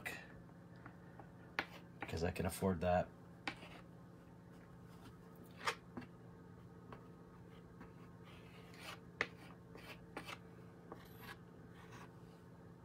But I'm gonna, you know, it's, I could see how I could make substantial amount of money on there every month, and that would be the dream, because it's like, right, yeah, that's a great idea, Julie. Someone was telling me about that. Like once you're joined for 5 months, you get, or 6 months, you get a painting or a print or something. I did that for my what is it? I don't know if I have a $50 and $100 level, or I don't remember which level, but if you do it for a year, you'll get a study. I'll send you a study, and I owe a couple of those. I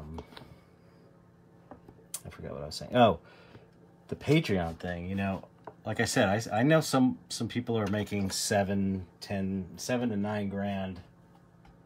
I'm just gonna sculpt the eyes in. I don't have any forms, but I'll just sculpt them in. And if I was making that kind of money, I could just my whole focus would be the Patreon and presenting artwork for everyone who's on the Patreon. And that would be amazing, because then it's like all your time could be spent creating art for the people that are willing to give you $1 or $5 or $10 a month. And you wouldn't have to hustle all the time. You could kind of just try and make amazing artwork for your fans. What would be better than that? Do that, and then, you know, do a solo show once a year, and boom. I mean, I want to get to a point where I'm earning enough on there to where I can start recording music again and sharing that with people on there, because that's like a big part of my life I'm kind of missing out on. I was pretty good at that, and really enjoyed it.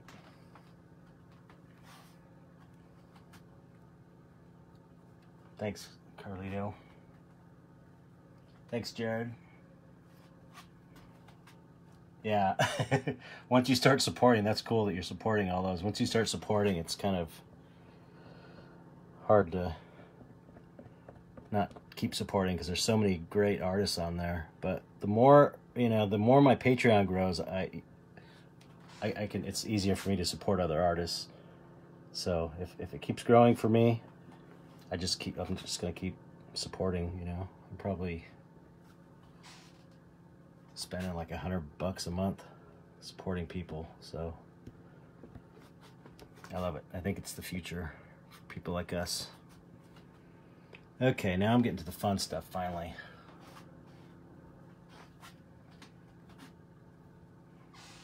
How much time has it been? Does anybody know how much time it's been?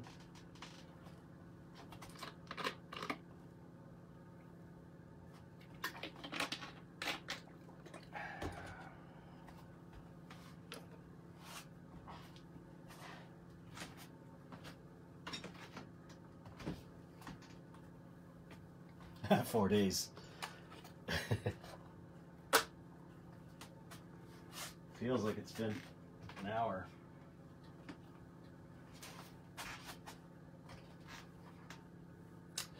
The music, if you listen to the Dark Art Society podcast, the intro song, the theme song I wrote, and that's kind of the stuff I'd probably be doing now, I think. 1.5 hours, okay. I imagine I'm going to go another 1.5 hours if people are going to stay on. I was planning on 3 hours, so. Is there a time limit, you guys?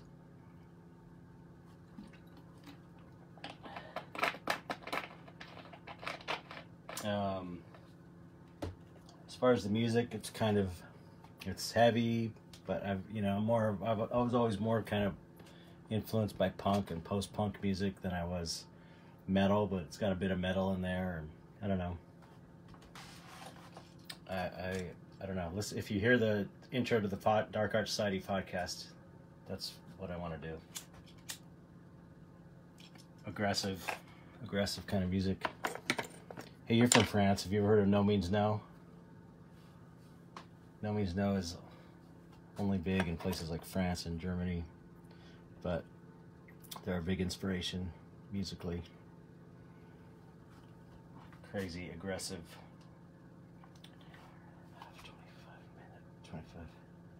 25. Oh, it's only 2 hours, Jared.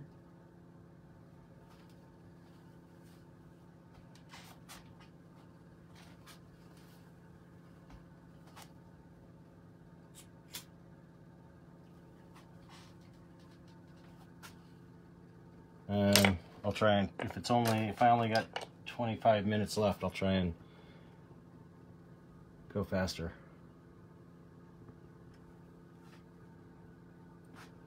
I'm using this other rake tool that's music wire, smaller than the other one I was using. No means no. Nomeansno. They just retired recently, well, 2 years ago.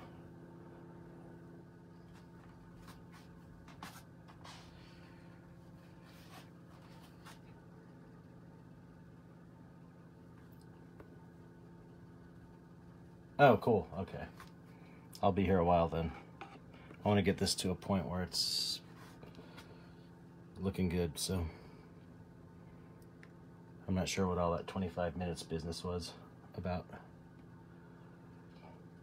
Okay, cool. I'll keep going.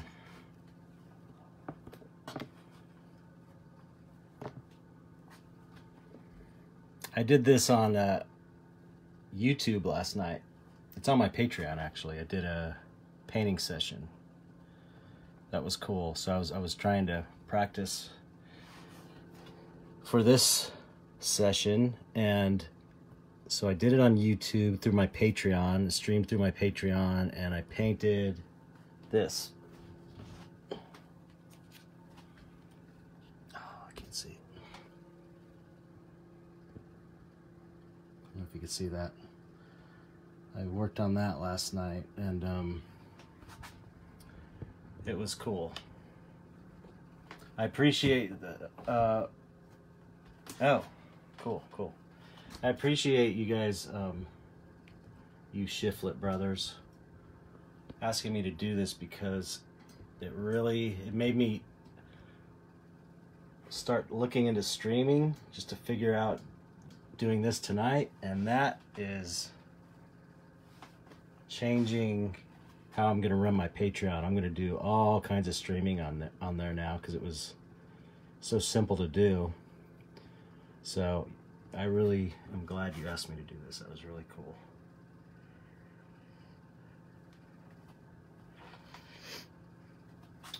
I'm probably not the music go-to guy anymore. No Means No is an old band from the, late 80s and 90s, but they were playing into the early 2000s and stuff.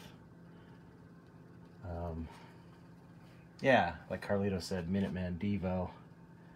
No Means No, can't prevent Beethoven. That's all. It is all older stuff, though. I mean, but I listen to some newer stuff if I could find it. Oh, Baby Powder. We'll get to Baby Powder in a bit. I have to get it. It's not really at this stage yet. It I'll show you. Well, it's kind of like, you can kind of burnish with it once you get it smoothed out. Okay, cool. At least 2 hours. I get it. I'm gonna go longer than that. The Baby Powder, if you stick around or watch the replay, you'll see you kind of use it to smooth it out sometimes. Sometimes I powder it because this clay is very sticky.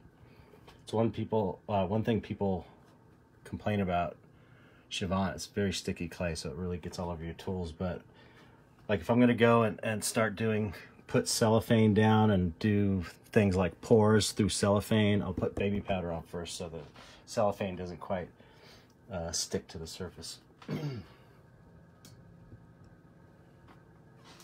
5 hours. Moon Safari and Anglo-Guard. Okay.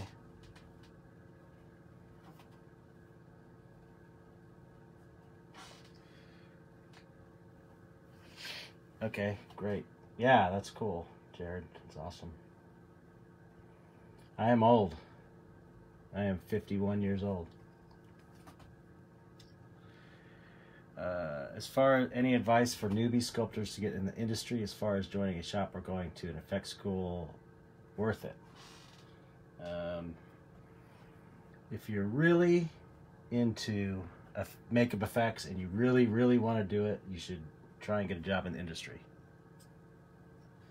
Schools, I don't know if schools are good. You know, all the best people that I know that, you know, the old timers, we didn't have school.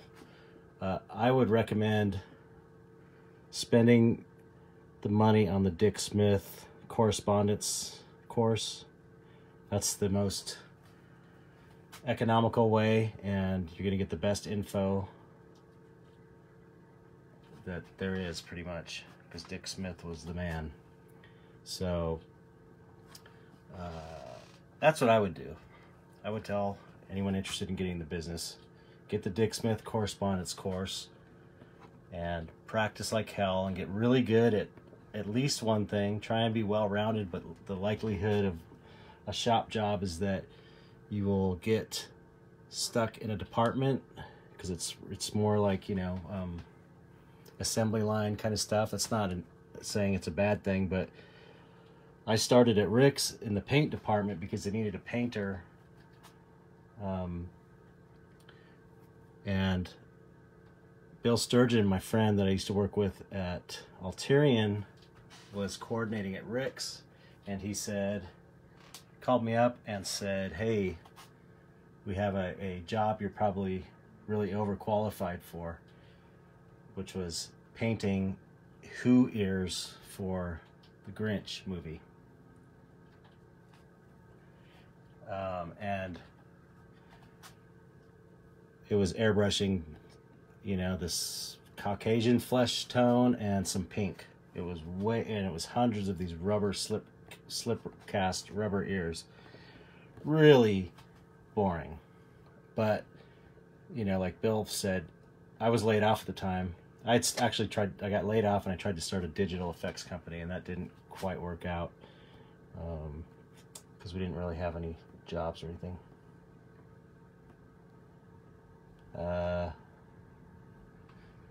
So what was I saying?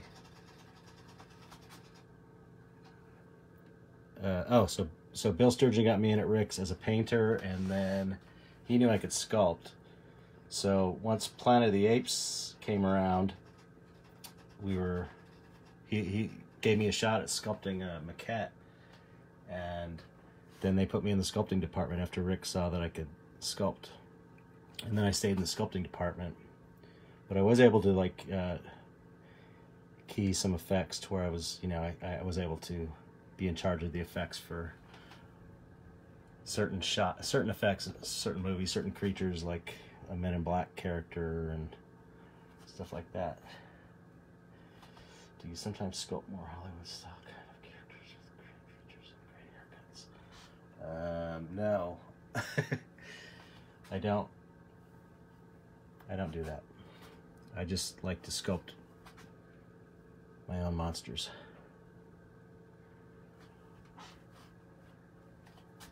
I'm really working on building this world of these characters. I'm working on a book now. It is almost done. I did a Kickstarter for it. It's 3 years late, but everything's almost ready to go to the graphic designer. I'm just doing final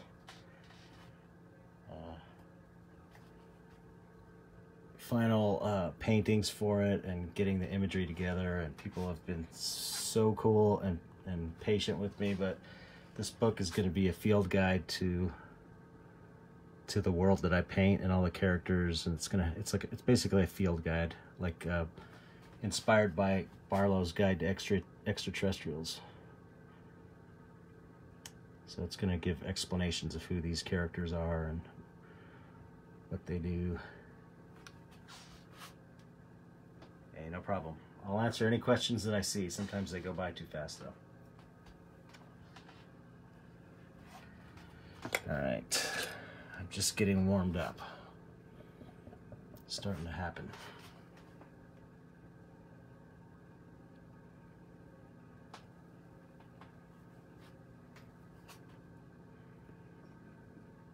But if you can get a job in, if you want to get a job in effects, you know, try and get a job in a shop, because it really, working around people that know what they're doing is also a great way to learn. I was pretty green when I worked on the Blob. I started off on that as like just doing any kind of grunt work, like sweeping the shop, doing some molds, a little bit of this, a little bit of that, but like just whatever. And by the end of it, I was the lead painter for all the Blob victims. I worked on the Blob victims crew. So, you know, if you're good at something, you can definitely, if they see that if you're really good at a certain skill, you'll get hired. You know, if you're really good, you'll get hired.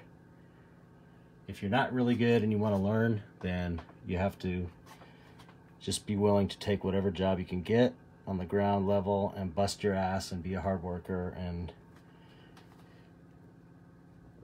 if you're lucky, they'll, you know, if you develop a skill while you're doing that, they'll move you up the ladder.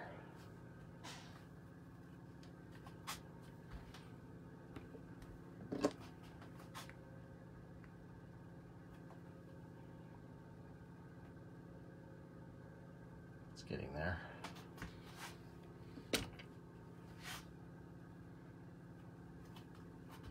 I mean, there's some days I think, God, was I stupid to leave the business? Because when it's, you know, sometimes it gets really, I'll say it's still tough, but pre-Patreon, it was really tough. Having the Patreon really helps, because I know there's money that's coming in every month, but, you know, it's hard to hustle and make a living doing your own thing. But, hey, Bruce Mitchell. Bruce Mitchell's a great sculptor, and I worked with Bruce before. How's it going, Bruce? He's been in the conjoined shows.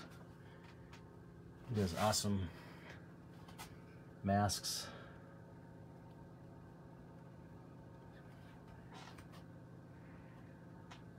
Yeah, I think that, hey, Arnold Goldman. Mr. Monster Clay. How are you doing? Yes, I think sculpting definitely made me a better painter. Like I said, years of staring at clay and seeing how light falls over forms definitely informed my painting.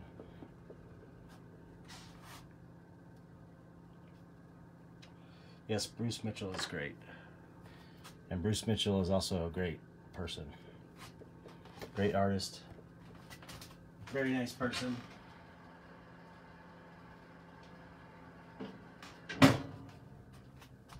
And what I love about what he does is that he has carved his own little niche in the art world. It's pretty amazing.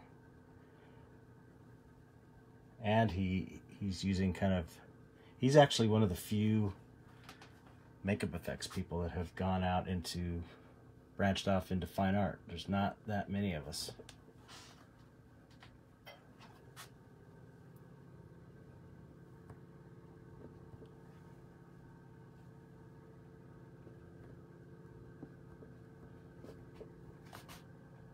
But you can talk to Kazu. He has the same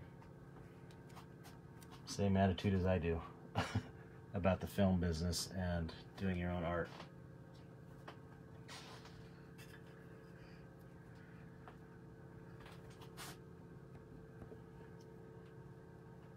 Simon Lee is awesome.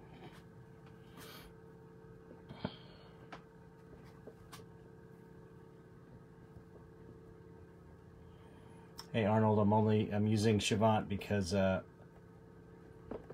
had 4 bricks of it. I didn't have enough monster clay. I go back and forth in between monster clay and Chavant.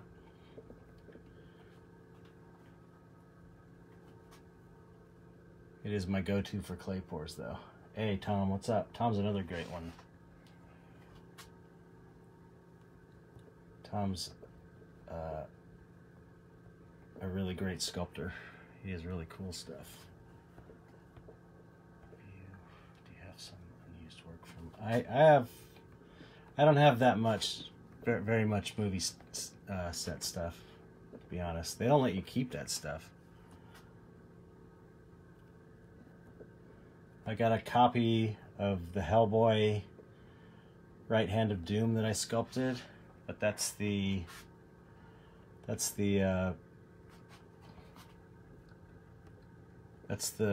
reproduction that Sideshow Collectibles did, but it's from the cast from the same mold.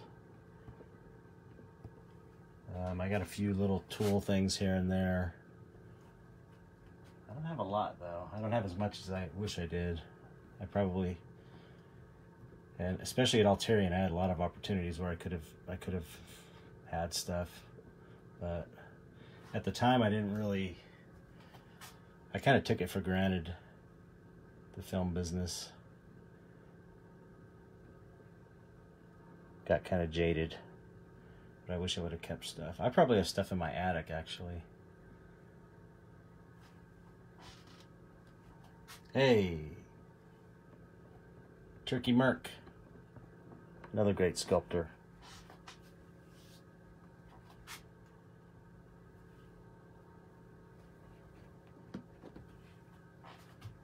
Thanks. You know, I don't know if Mitch would do it on hair, but he's not on Facebook. He is not into social media whatsoever. I am trying to get him on my podcast though, so that will be hilarious when that happens. I can't wait for that to happen. Anyone who knows Mitch knows Mitch is hilarious. Very funny guy. Okay.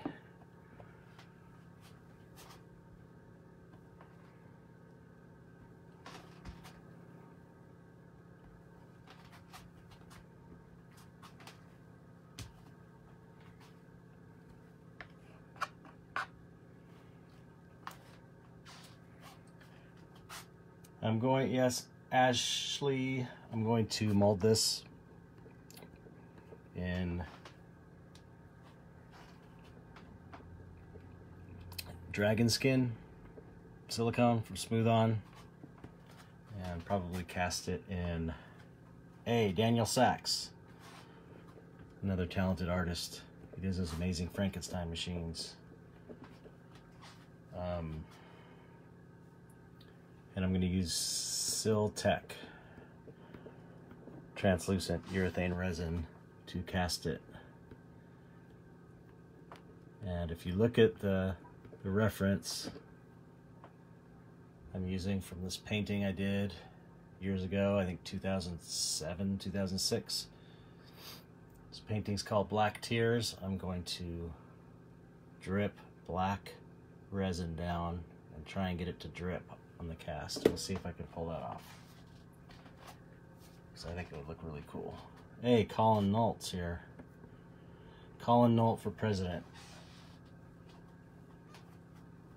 That's what I say. I want Colin Nolt to be the president. You should read his posts. They're amazing. Dude is brilliant.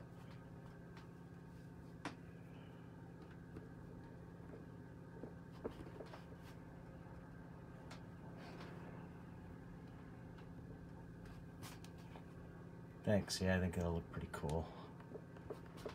We'll see. I don't know. It might just peel up too. It might not stick. I never thought of that.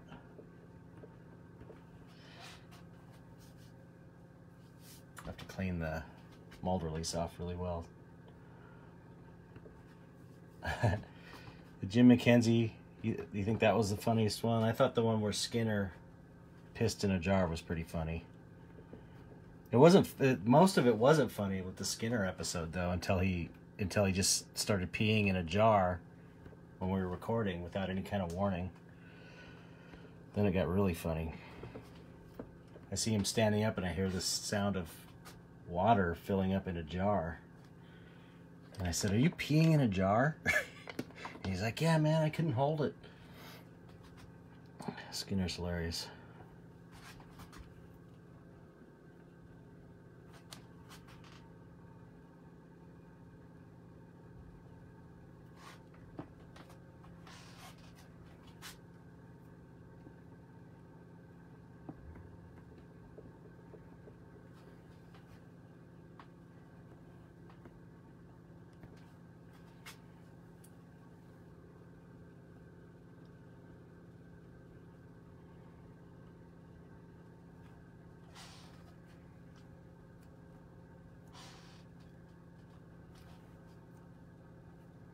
Yeah, I'll have to try cleaning it really well. I'm also going to carve in a small kind of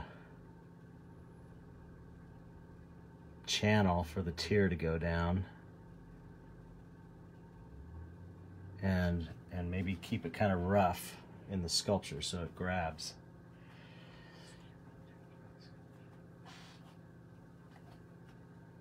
Yeah, I enjoy doing these things. Actually, it's fun for me because you know, as an artist, especially as a loner kind of person, on top of that, you know, I'm not hanging out much.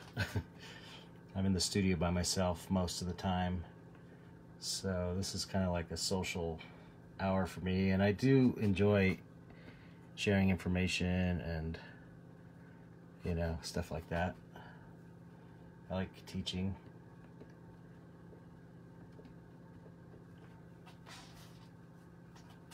It's a lot, dream project. Dream project. I do have a dream project. Once I get this dystopia book done, this field guide to the reality of the paintings I paint and the characters, my dream project would be to turn that into a movie or a Netflix series. And I realize the likelihood of that happening is next to none, but if I can't get some kind of deal like that, I'll do it myself. If I can get enough people on, followers on Patreon, we could fund something like that. Yeah, you can relate, Jared. I'm sure many of us who are full-timers can relate.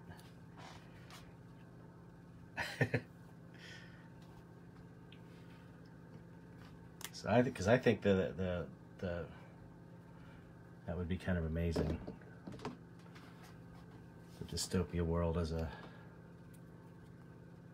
movie. All the characters would be, you know, makeup effects, prosthetics, and it would be pretty bitchin'. An animated series would be cool as well. I'm thinking live action, but I have to get the book done first. And then, you know, there's so many different options. There's comic books. I'd like to do, you know, some comic book stuff. And yeah, wouldn't that be a cool show? I would watch that show. I would totally watch that show. It's got to. I mean, the writing the book. I mean, I completely figured out some major storylines and motivations for different characters. So it would be cool.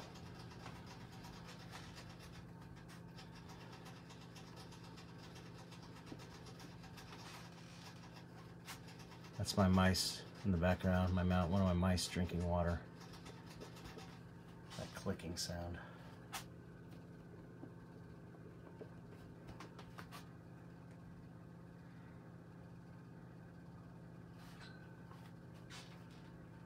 Yeah, I might even prefer to just try and do a show like that,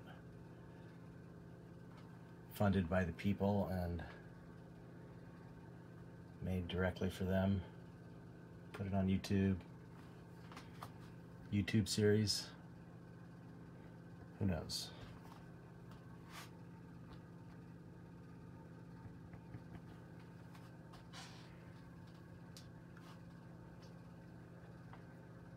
Yeah, I'd love to do stop motion. Would be awesome too. Stop motion dystopia world would be really, really, really cool too.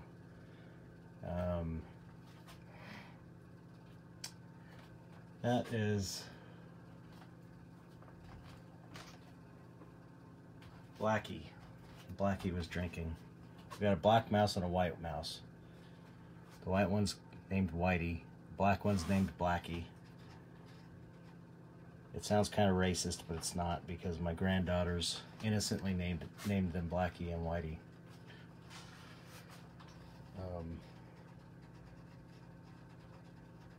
Are there times when you fail to capture your vision when painting or sculpting and it haunts you? Yes, it haunts me until I can capture that vision. So I usually try and keep pushing along.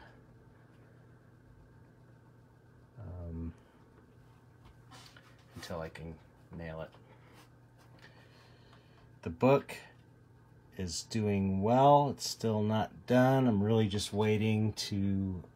if I wasn't doing this tonight, I would have been working on it today. I've been working on it just about every day. I'm at this really boring stage of finding all the pictures. I found almost all the pictures on my computer, and then sizing them and cleaning dust off, you know, like fixing up any imperfections in the photos and stuff like that. It's really tedious, terrible work.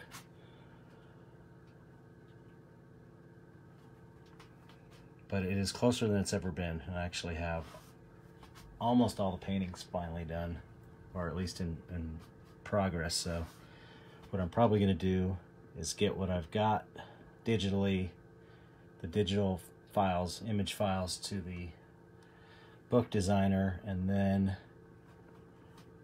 anything that's in progress that needs to be finished, I'll just give her stand-in images and she can mock it up or put the book together and then just switch them out, because I'm sure it's going to take her a couple weeks to get the book all put together, so I'll have some more time to finish the paintings.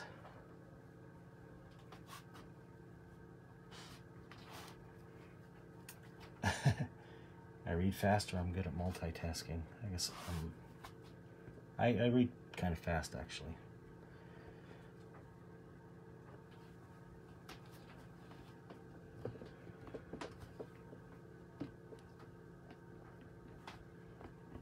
Okay, now we're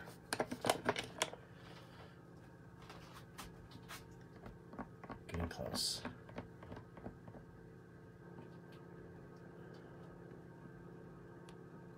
Most of the work is done with rakes.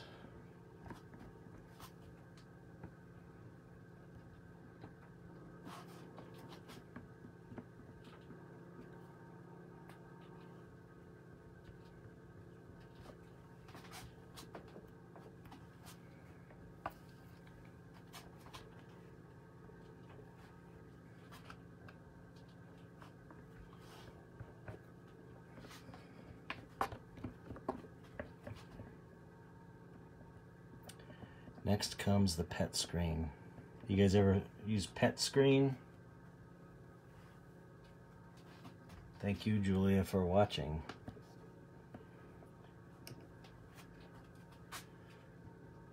Any of you ever use pet screen when you're sculpting?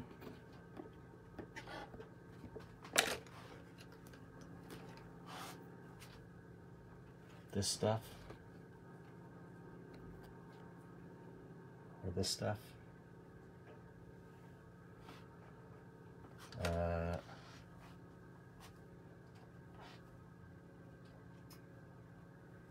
Scale you prefer? I like working life size, actually. It's my favorite scale, but that's probably because pick of your camera setup. Yeah, I could share a pic of my camera setup.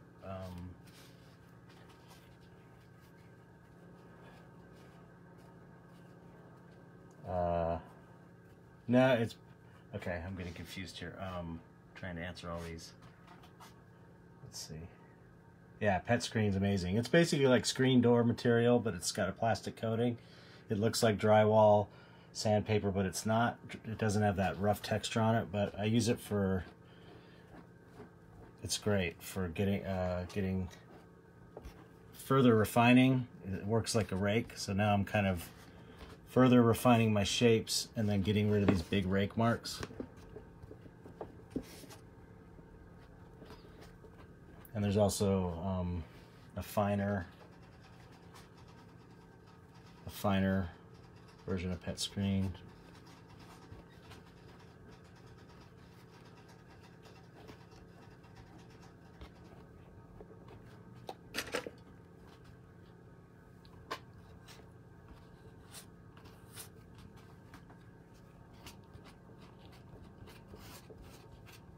It works like a finer rake, I guess, on your finger.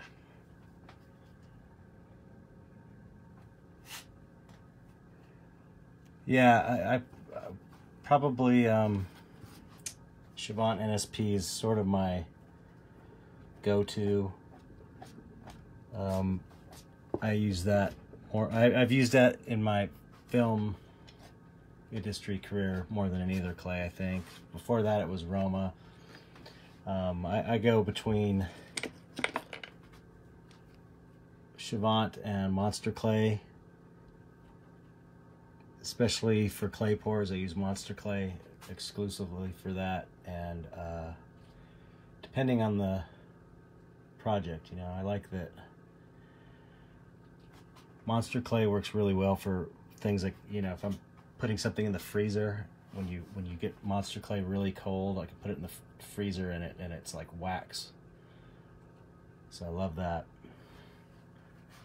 So I kind of go back and forth, but I think you get, yeah, pet screen, it's like window screen, but it's got a black plastic coating on it, and you can get it at any hardware store, I think. And rolls, like, I got a ton of it. I bought a roll, like, when I worked at Rick's, and I still have it. I like, I also, for larger things, I use wet clay. I like sculpting in wet clay as well. It's kind of messy though, and you got to keep it wet. One thing I like about the oil-based clays is you don't have to worry about keeping them wet or the clay cracking when it dries out.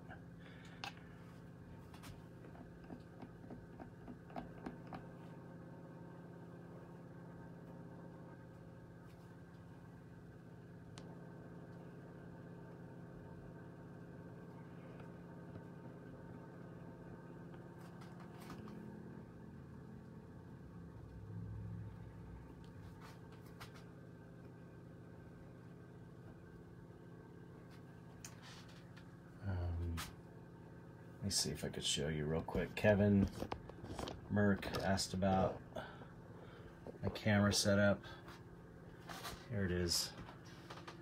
This holds my iPhone, this bit here, and the rest is a 5-foot articulating arm. It's kind of expensive. I got it from Amazon. I just posted about this on my Patreon the other day, I think.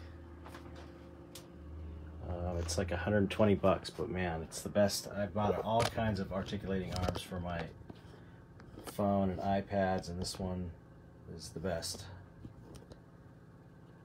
So hit me up, I can send you the link.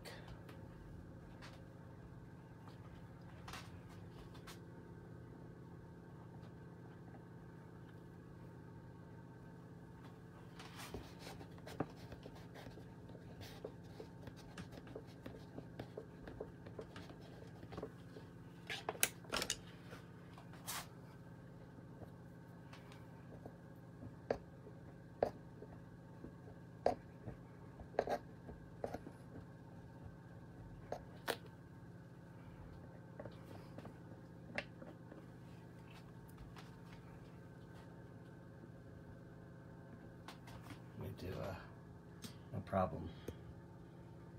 Give you an angled view again.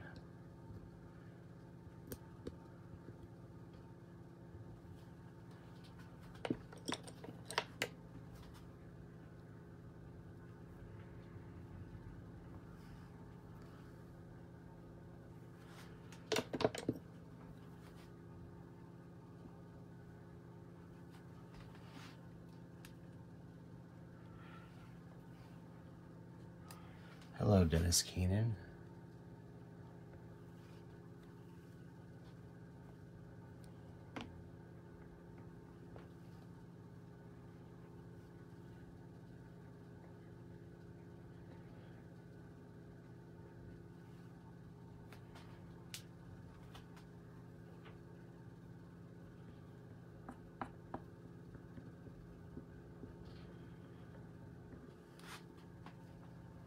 Hey, Stephen Hickman, what's up?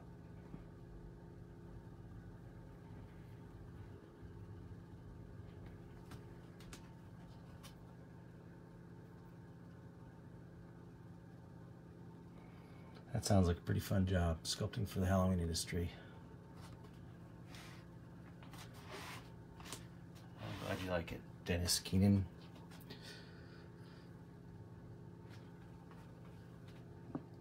Thank you. I worked for the Halloween industry for a couple of years, 3 years actually. I helped start a company called the Ghost Factory for Alterian Studios. And it went for about 3 years. And it just started making a profit, and then they pulled the plug on it. But it was great because I got to sculpt a bunch of Halloween masks and stuff. And a friend of mine, this guy Lauren Githens, who was the other guy that was doing the sculpting and creative work for the Ghost Factory. One of the masks he designed was basically ripped off by this company called, I think, Fun World. They stole his design, and then they made the mask that eventually got used in the Scream movies. So he got completely ripped off by the Scream movies, by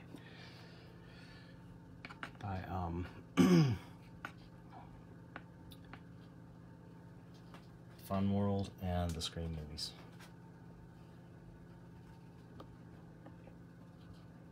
Although he wouldn't have gotten any money from it. Tony Gardner would have, but he didn't. He never sued him, which he should have.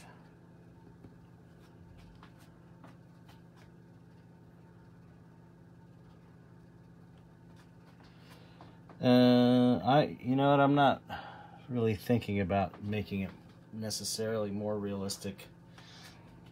I don't know. Good question. I'm not going for like 100% accuracy in the likeness. I'm just really not really thinking about it, just trying to have fun and make it look good. I imagine as I go along, I will adjust it to look more and more like the character in the painting.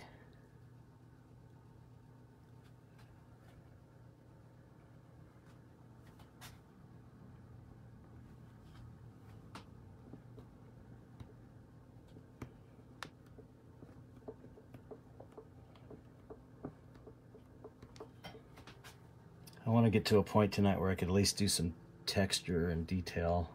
So I got some cool texturing trips. I learned from the best detail person in the business, and that is Mitch Devane. He was the best at it, but he hated doing it, and he always said, doing sculpting detail is like doing the dishes. You gotta do it. You don't gotta like it, but you gotta do it. And I was a detail freak, so I really actually enjoyed it. Still do enjoy it, but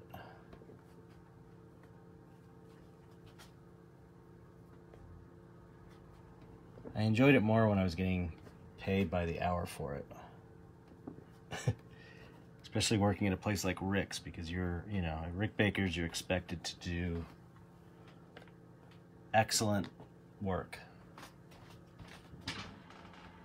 And so they realized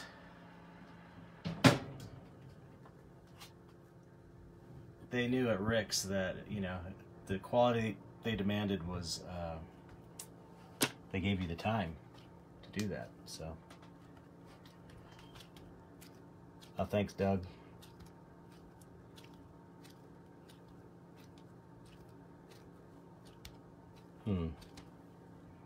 I don't know if that's a trend.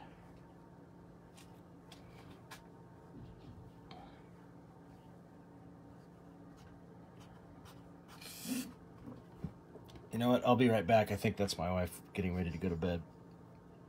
I'm gonna go say goodnight to her and take a leak, and I'll be right back. So.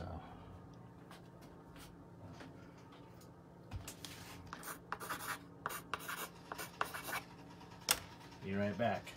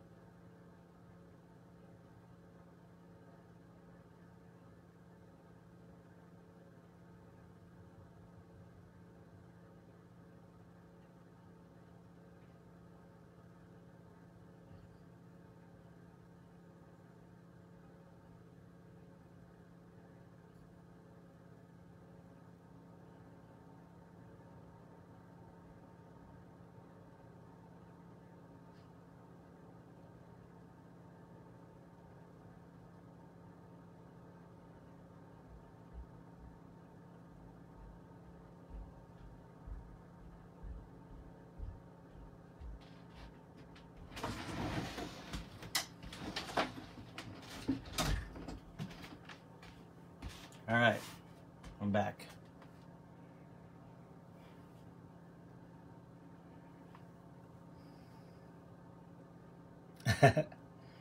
No pissing in a jar for me.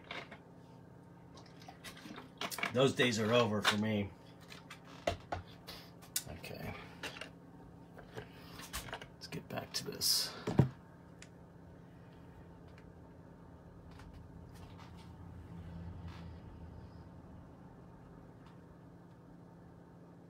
I am seeing some proportional differences between the painting and the sculpture now that I'm holding the phone up next to it.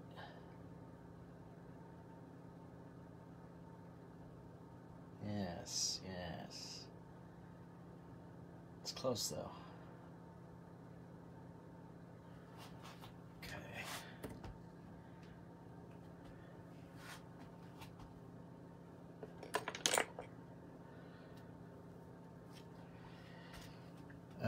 I don't do a lot of faces in the mirror, Bruce, but I look at people's expressions. If I can't figure it out on my own, I definitely actually, you know, it's funny because I was sketching today and I took a picture of my face for the expression, so I guess I do. I just didn't think about it. Sometimes I do, sometimes I don't. As with reference, I use it when I need it. But I pay attention to that stuff, you know, and photographs and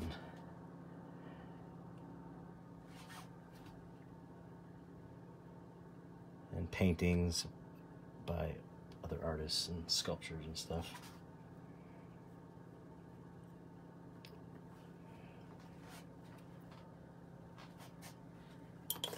I'm gonna get this likeness a little bit better now.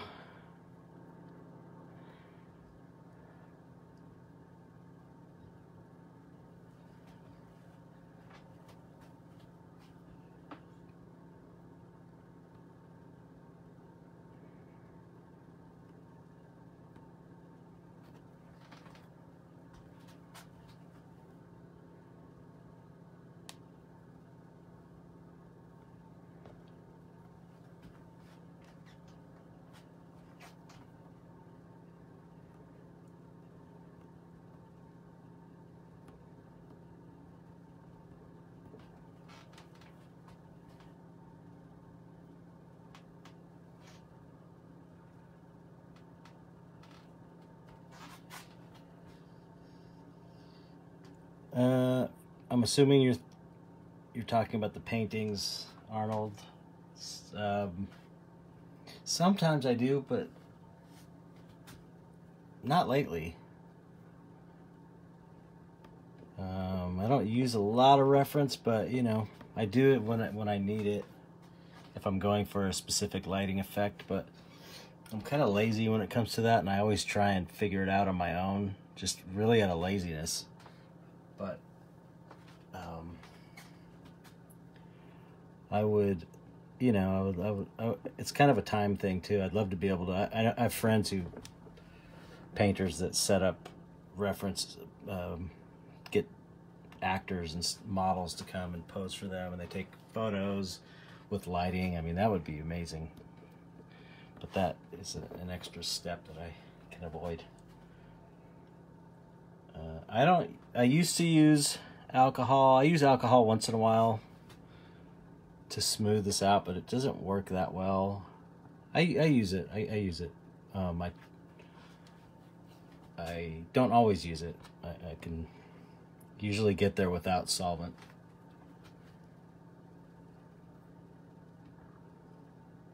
Just by, you know, continuing to refine the forms with tools.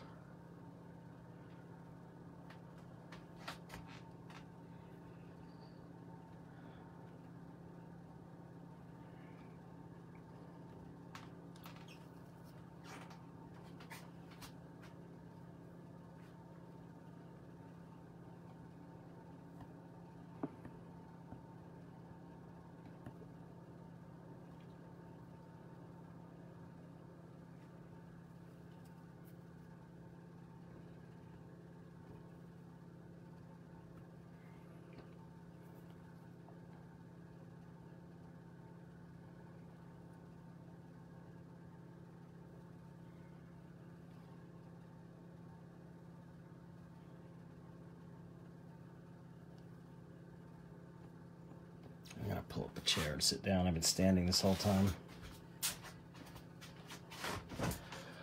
Take a little standing break.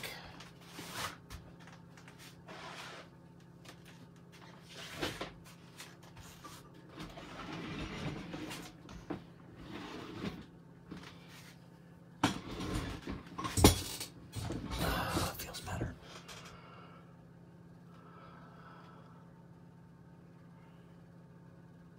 Yeah, it works, you know, taking pictures of yourself or people around you is really helpful, especially if you're doing, I do it if I have like a weird lighting situation. I did one painting of a guy, like a creepy looking guy looking into a window that's kind of backlit by the city. And I had to foreshorten because the hands were like this, like he was looking in the window. I had to foreshorten the hands, so I took a picture of a friend of my son's who was around.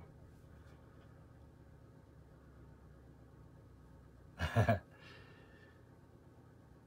assure you, my secret is not my reference material. I really don't use it as often as I should.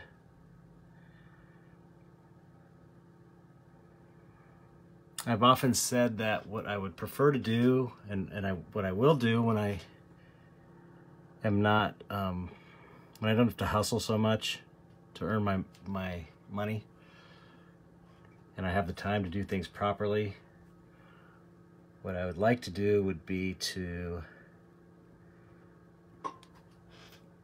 you know, figure a character out, sketch it out, just figure out the design of the character, then sculpt it in the pose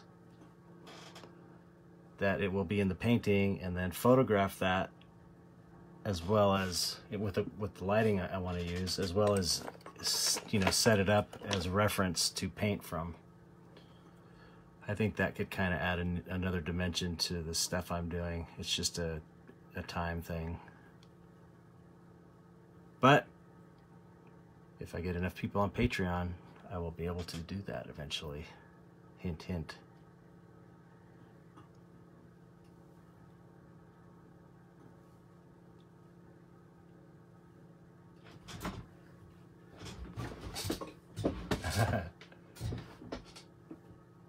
Yeah, that's a problem with using myself as a model, is I don't really have I don't have the face that I want to be sculpting.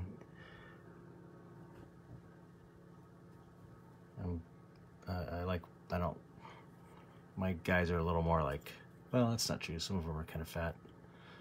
I'm too fat to model for myself, put it that way.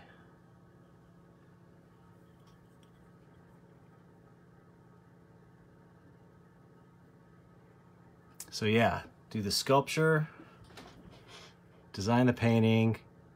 Okay, design the painting I want to make from a sketch. Do a sculpture of the character in the pose in the painting. Use that for reference. Make the painting, then have the art show. And the art show is the paintings, and the sculpture used for reference. So I could mold that, cast it up, and each painting would have a reference sculpture next to it, which I think would be really cool.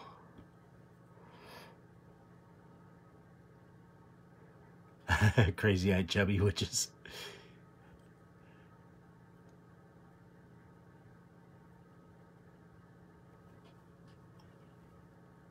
I painted a few witches in my time.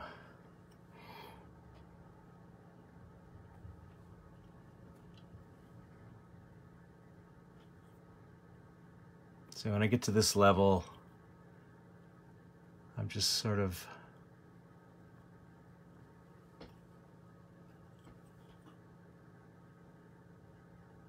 sculpting. I'll sculpt in a crease, and then I'll kind of burnish it with the tool a little bit.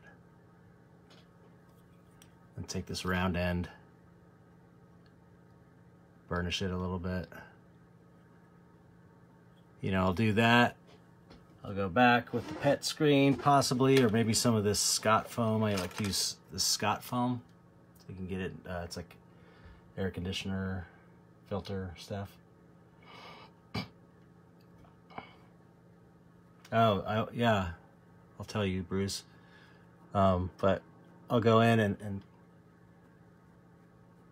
you know, kind of rough it up. It gives it a little bit of texture.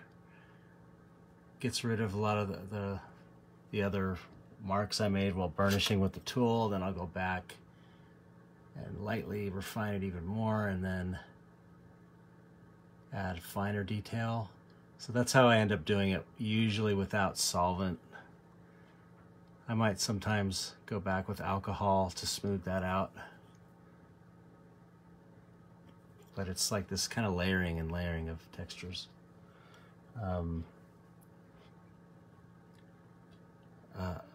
Bruce, if anyone could post a link to my Patreon, that would be cool. But it's patreon.com/Chet Zar, and it is basically a website that allows you to post content like any other social media site, but people pay to subscribe to your specific feed. And you have different levels, like at the $1 a month level, they get to look at all the,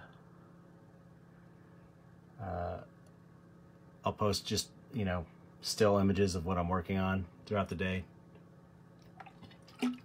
throughout the week. And then at the $3 level, you get that plus time lapses of my paintings. And then at the $5 a month level, you get pro tips plus all the other stuff. So that's like little tips on how to do this and that. At the $10 level, you get all that stuff plus tutorials, video tutorials, and online live tutorials I'm going to start doing, painting and sculpting. And then at the $50 level, I call the collector's level, it gets you a 20% continuous coupon, a continuous 20% off of everything in my web store.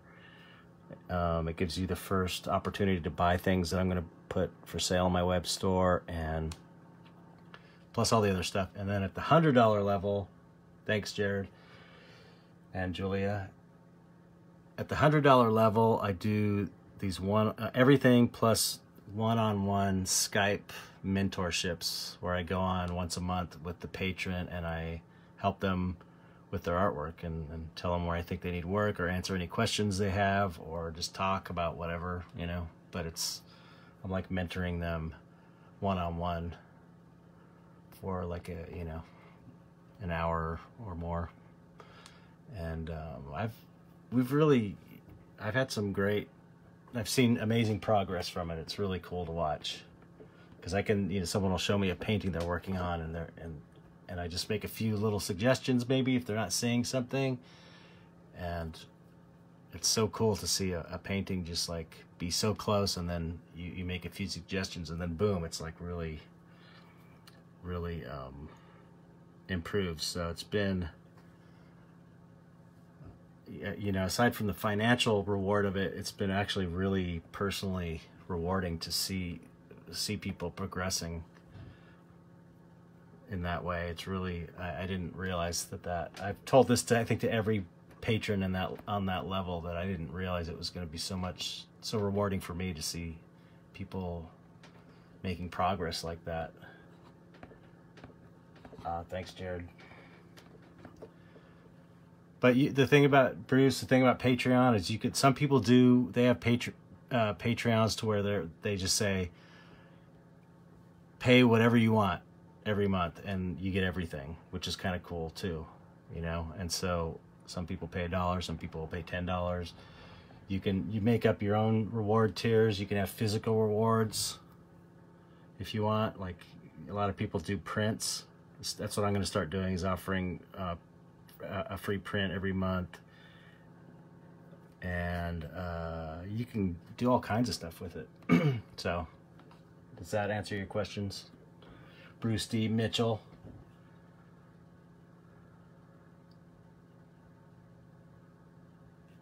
Yeah, I know what you mean about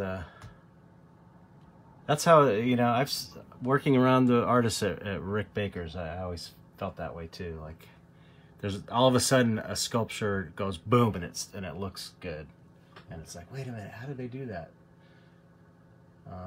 Oh, thanks, Jeff.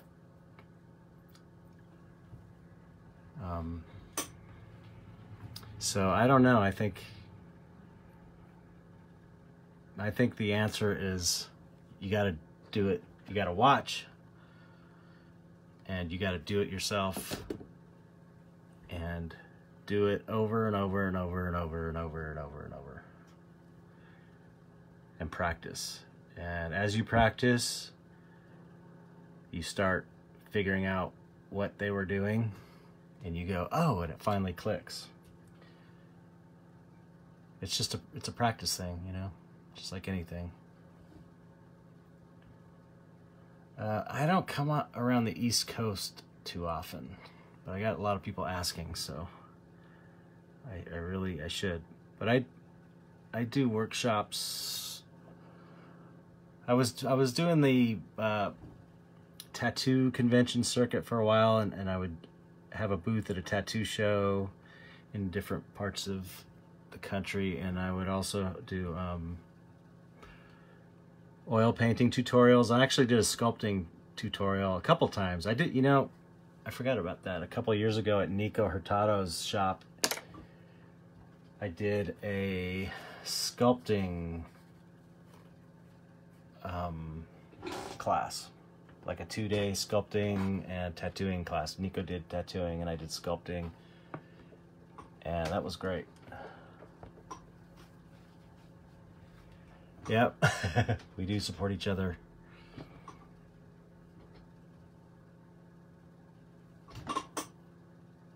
That's how it works.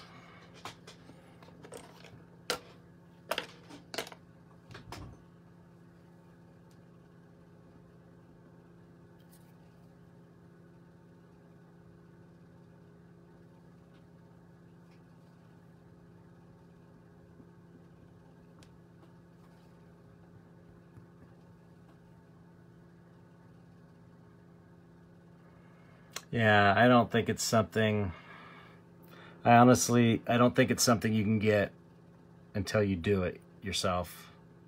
Even if you know exactly what they're doing, I still don't think you quite get it until you do it. Because a lot of it is a feeling kind of thing. It's weird. Making art is weird.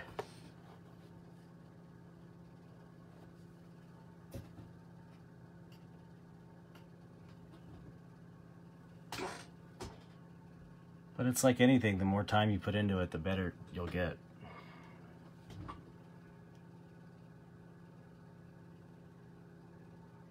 And I don't think it's at one point you go boom and bing, figure the whole thing out. I think it's, you figure out little things at a time, and then 10 years later you go, whoa, I'm a good sculptor. Or how, 5 years or 2 years, depending on how much effort you put into it. And then you realize you have all this knowledge of all these little things that you couldn't figure out how they were doing it. And it all kind of adds up. I don't know if that makes sense.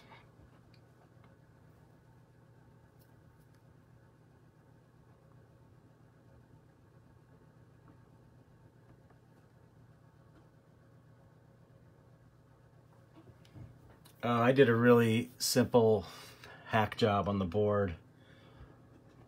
I just drilled 1, 2, 3, 4, 5 wood screws in, sticking up about 1/4 inch, and then I wrapped some armature wire around it. That was it. Just something so it doesn't float up when I mold it.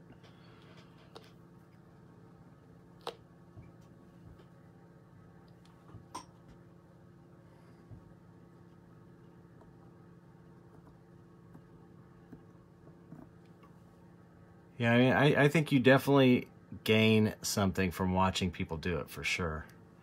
But it all kind of comes together when you watch, you look at artwork that you know is good,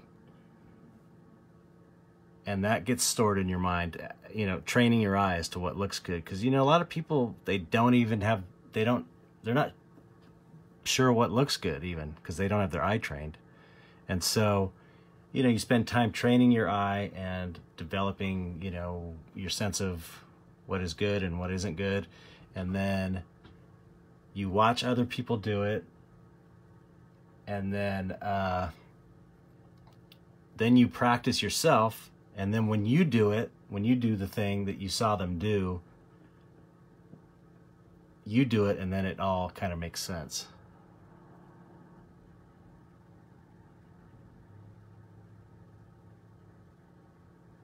If that makes sense. Yeah, we are kind of bartering with each other. But it's all about, the Patreon thing's about getting large numbers of people there. So, you want to just be, I can't afford to do $100 a month for someone's Patreon just because I can't afford it, but I can definitely afford to do $1 a month for everybody I know, pretty much. So I'm a small part of that, and it's all about getting large numbers of people there. I know people that have like a couple thousand people on there. Yeah, training your eye is kind of like this, I think, underrated as far as what you need to learn to be an artist, because sometimes you see people, they start out like kind of amateurs at sculpting or painting, and they let's say like a sculpture, someone does like a sculpture of a skull or something, and to them it looks great, it looks right, even though it doesn't match the skull that they copied.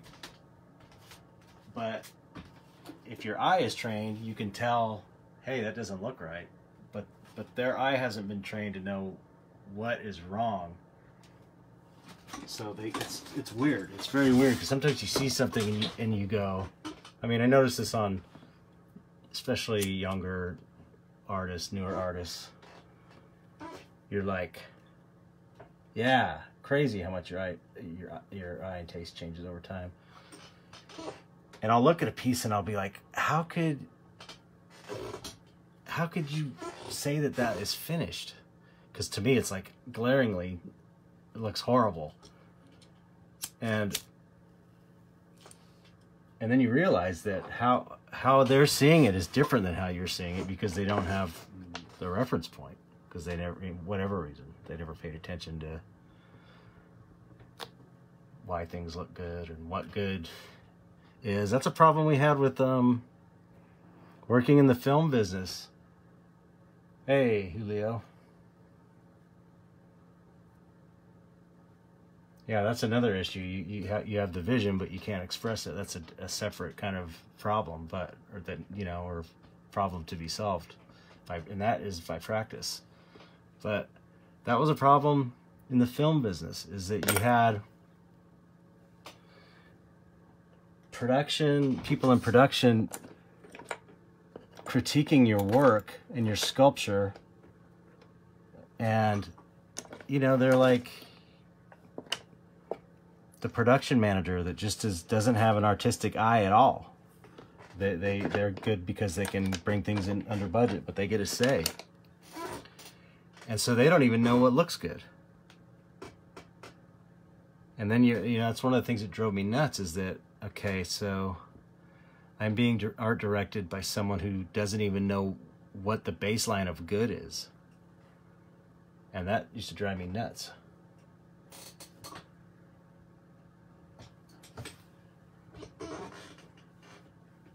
Very frustrating.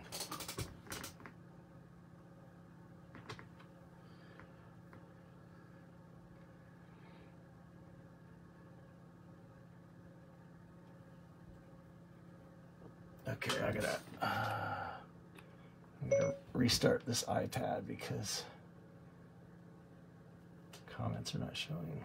Oh, I gotta charge it too. Give me 1 sec here.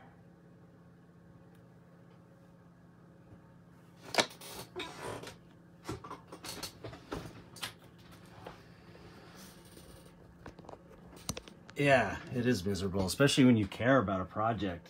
Like, you're working on a movie and you're totally into it, and you want to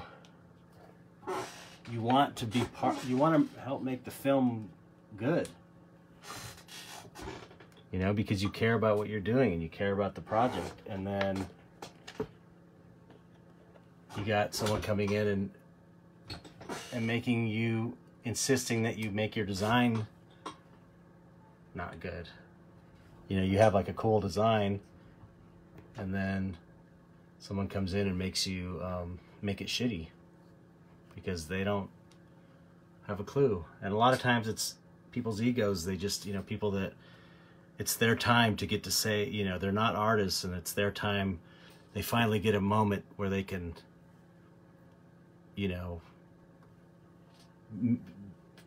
add, be part of the art part of it when they're not really qualified for it. And so it's more about the power they have, flexing muscles and being able to say, yeah, I helped design that, when they're, they got no business being near a sculpture.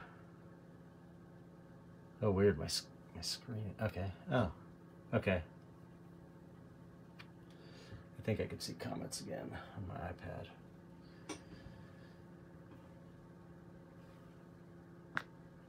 Yes, conflicts with decision makers.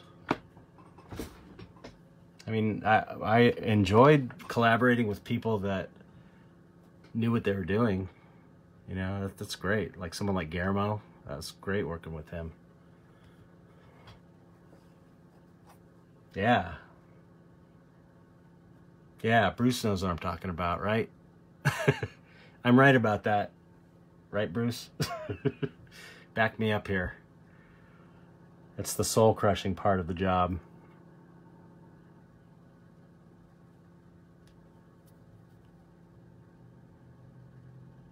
And then you get, you know, you get stupid notes from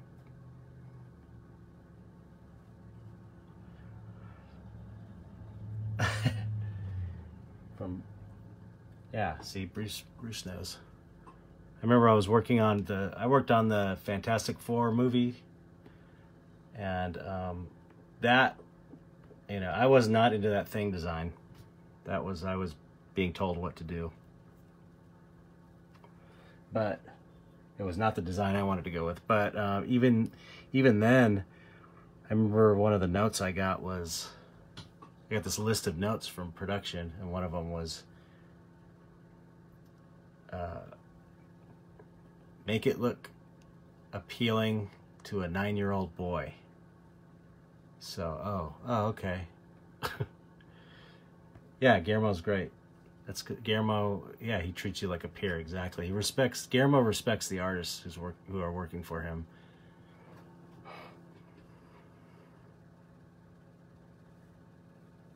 I know. And it happens every time on movies. You got these amazing artists that design this great stuff, and then for whatever reason they don't use it. It's a shame. And then you feel like you're nuts because you end up arguing to try and make the design good. So essentially you've got a producer or a director who has his head up his ass fighting you to make the design suck, and then you're fighting to make the design better. Like you're trying to argue your point. This is better because blah blah blah. And then you're like, wait a minute, why am I fighting this guy to try and make his movie better? And it makes you go insane. Like you're getting all upset and emotional, and you're like, why am I wasting my energy on trying to make this guy's movie better when he's, you know, he's trying to make it worse because he doesn't know any better or whatever reason.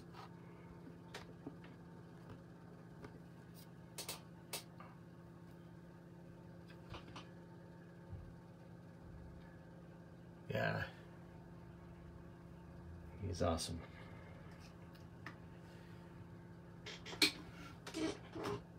Yeah, that's true. I always say that the makeup effects industry, when I got in, it was like at the peak, and it was all downhill from then. Thank you. I'm glad I did too. It's a struggle, but it's worth it.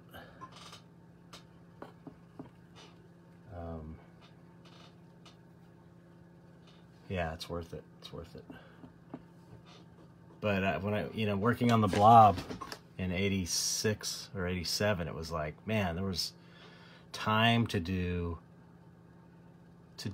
tests on everything to make sure everything worked well, and resources to do everything properly, and every job got less and less and less, and just, and then other shops started coming and underbidding other shops, so therefore, the time frames and the prices went lower because there was so many people trying to keep their shop open and starting new shops, and then digital came in, and it was kind of like I got in right at the peak, and then it was this slow decline over time. Yeah, it was a bummer because I was so into it.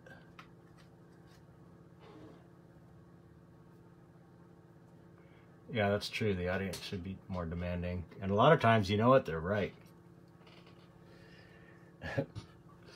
Or they, you know, they kind of think it doesn't matter if it looks good, because that's not what this movie's about. But that's not how you make good artwork.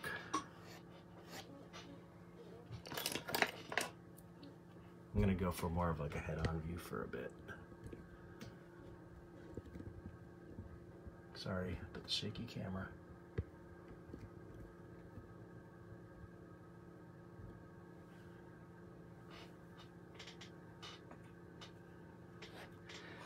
I think sometimes, oh, if I wish I would have, instead of going into the film business, I just would have started creating my own artwork and avoided all that. But I learned so much in that business that I don't think I would be as, I know I wouldn't be as good an artist. Yeah, he doesn't really have upper eyelids. It's not a dick moment. It's, I mean, he's kind of got eyelids that are going to be like this. He's got these weird tiny eyes. I guess he's sort of got eyelids, but if you look at the photo, it's called, just Google Chet Zar, the man who knew too much, and the picture will come up. It should come up.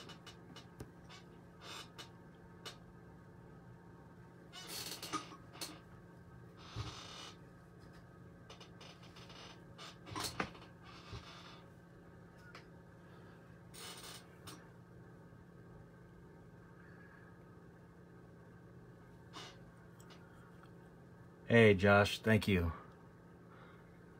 Josh he helps out with the Dark Art Society. So does Jeff Bradford, by the way. Jeff Bradford is putting the website together, and Josh is helping with admin on the Dark Art Society cooperative page. We have another Patreon for that, which is patreon.com/darkartsociety, and that supports the podcast and the dark art community that we are building with resources for the dark artist. Yeah, Guillermo, I think he is a risk taker, and he's got a vision. And he told me that he put, I forget how much of his own money into Pan's Labyrinth. He put a lot of money of his own into it because he wanted it to be great, and he wanted it to, you know, make sure it looked the way he wanted to. And the only way to do that was to pay for it himself. So, but it paid off.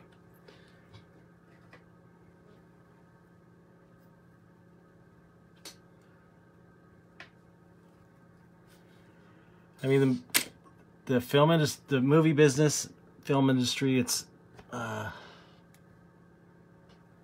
business, and I understand why they freak out about money, because if you think about it, they put a lot of money into these movies, and a lot of the movies don't make the money back. But still, it's frustrating.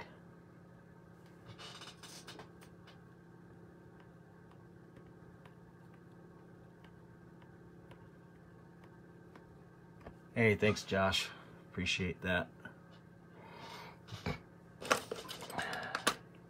Yeah, the community, the dark art community is growing. You know, if you're not familiar with that whole scene, it's really starting to grow. There's a whole group of people that are doing this kind of, making monsters and doing this sort of thing, and presenting it as fine art, which is what it is, you know. That's why I started the conjoined group shows, because, yeah, I know it's stupid to put that much money in and not, yeah, it is stupid. Oh, you would not believe the money that's wasted on films. You would not believe it. Yeah. He did that with Tom. He did that with me for Hellboy 2 with the Chamberlain. He's just like, make whatever you want. It was amazing. And then other ones, yeah, he gave me a sketch and just like, go for it.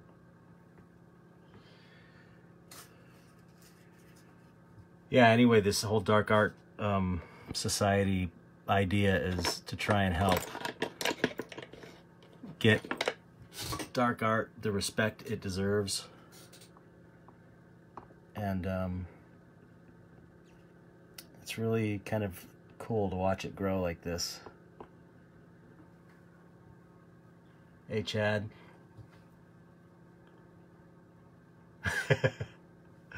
That's funny. Oh, I'm glad you're digging the Dark Art Society forum. Yeah, it's great, right? It's like it's cool. It's so cool. Because when I started painting in the 2000 is when I was like, okay, I'm gonna try and do this. There was no support if you wanted to do dark art. There was no galleries. I was just showing in the kind of pop surrealism scene because that's the only place I could show, because that's the only place that would have me, really. But I still didn't quite fit in there.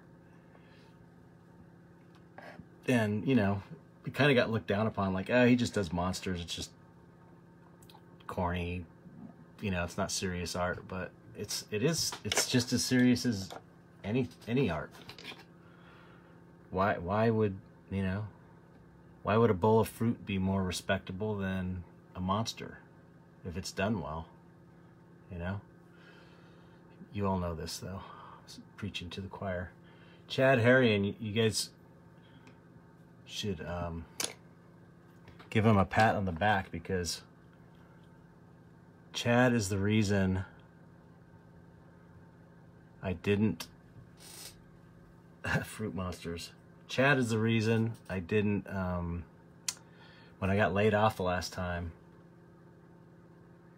I was at a crossroads. I got laid off from my job after 5 years working at Spectral.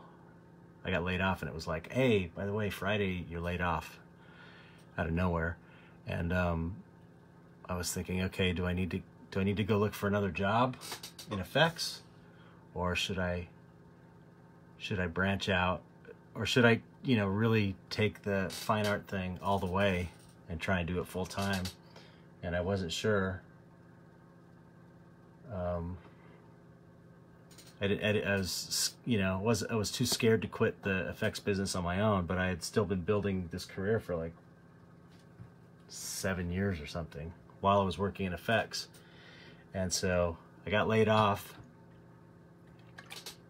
and I was going, oh, do I look for another effects job at another shop that's gonna suck, or do I really knuckle down and try and make it with fine art? And then I get an email from this guy who asks me if they can buy this painting on my website. And that was Chad Harrian. And I said, that's my sign. That's my sign from God or the universe or whatever, that I should not look for another effects job. So thank you, Chad.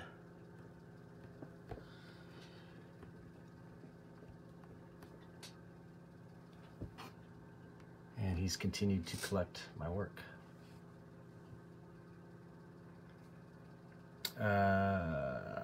Sure, there's solidarity among sculptors in the film industry. I think there's solidarity between makeup effects artists in general, because it's such a weird little niche kind of business. Everybody knows each other, but there's also, people talking shit and backbiting and cliques and all that, just like high school, like everything.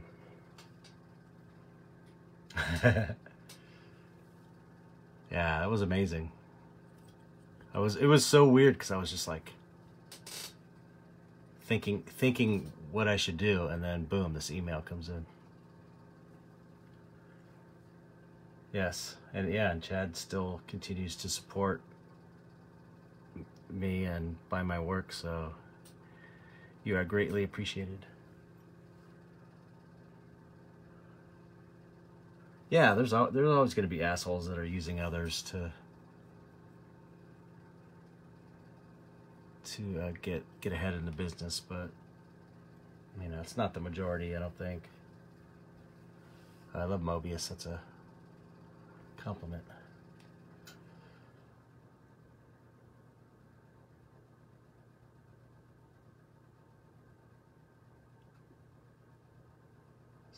Which lines are you talking about? Why do I make those lines in a sculpt? The rake marks? These lines?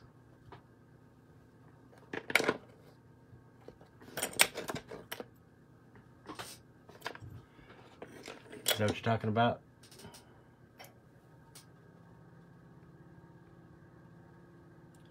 Trish Salyers. If you're talking about the rake marks, I do that because it, these tools, they're called rakes. This is twisted wire. And it evens the surface out. So I'm working, say, for example, on this is a form here, right? This is kind of like a round form. So I could be using another tool like this to kind of refine this form, and I will do that at some point, but it's easier and faster to refine this form with a rake because the lines kind of even the surface out. I don't know if that makes sense. You have to kind of do it to see what I'm talking about, I think. So you basically refine, or anyway, the way I do it, I refine all my forms using rake tools, and then I go and I get rid of the rake marks.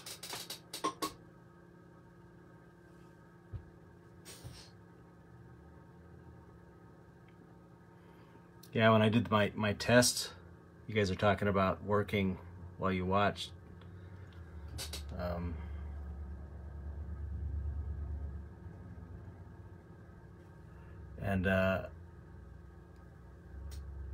I had the movie Zombie playing in the background, so people were like painting also while they were watching me paint, listening to Zombie. That's what I want to do. When I get the the live stream going more on my Patreon, I want to tell everybody, all right, at this time, I'm going to start broadcasting, working on this painting or this sculpture, and then we're all going to start watching some movie. At the same time, we're all going to hit go on the DVD player or streaming or whatever, so that we're all hanging out, painting and sculpting together and watching the same movie.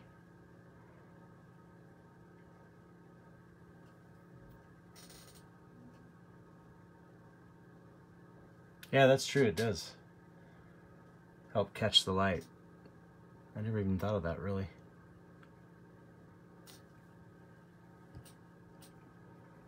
So I can go and, you know,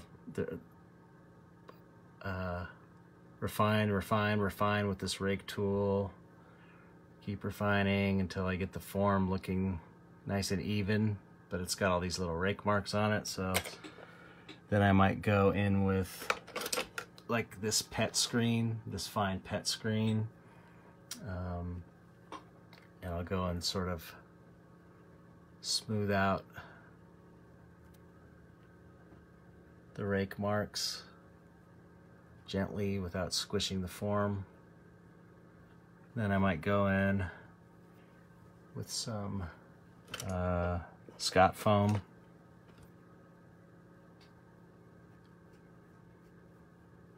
And kind of add a little teeny bit of texture and still continue to refine it.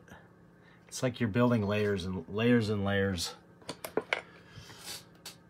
of stuff. Layers of refinement, I guess. Yeah, this is like the next best thing to hanging out with your friends and sculpting, like when we were kids, drawing.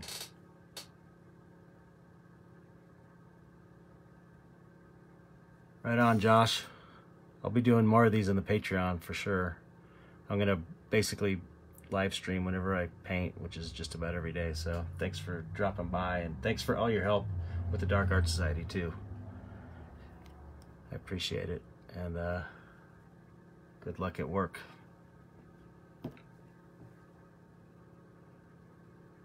Watching with THC. I might have to join you there.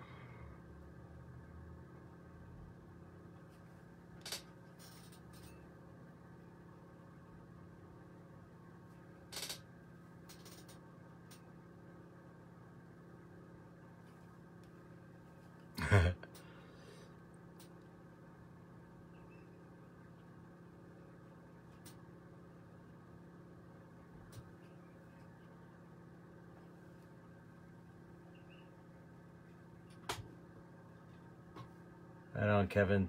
Thanks for hanging out.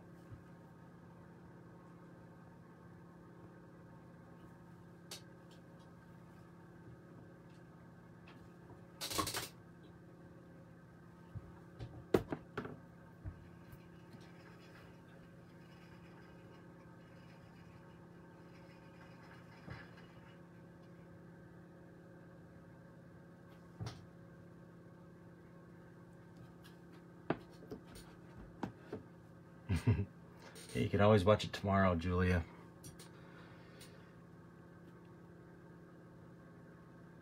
But it's cool that you stuck around. It's pretty good. There's still 47 people on here.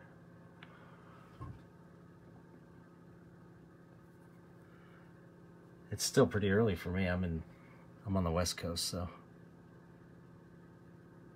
The other thing about rake tools that I like as well is that you can kind of start indicating while you're refining your form. If you do stuff like this, you can kind of start indicating pore texture that you can continue to refine and you know, smooth out a little bit with solvent, or you know, I'll do it here with Scott foam. So you almost have like this pre-layer of pore text, directional pore texture with rakes.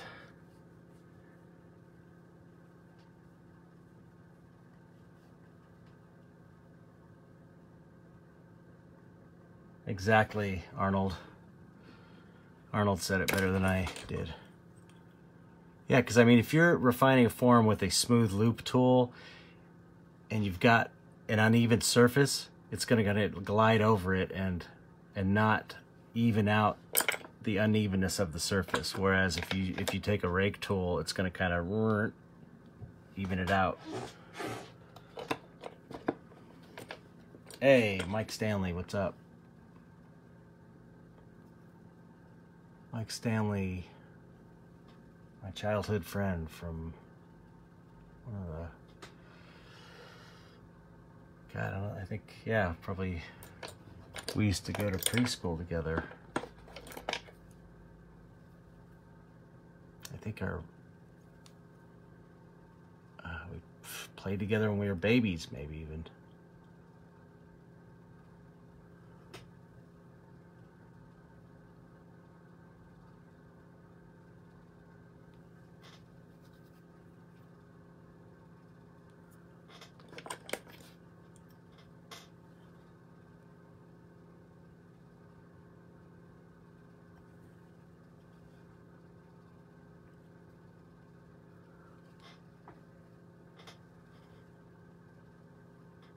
Cool, thanks for coming by and watching, Dennis.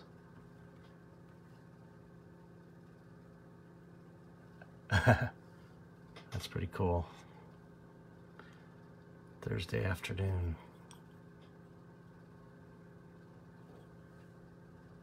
I can't tell what time it is here. 10 after 10 p.m.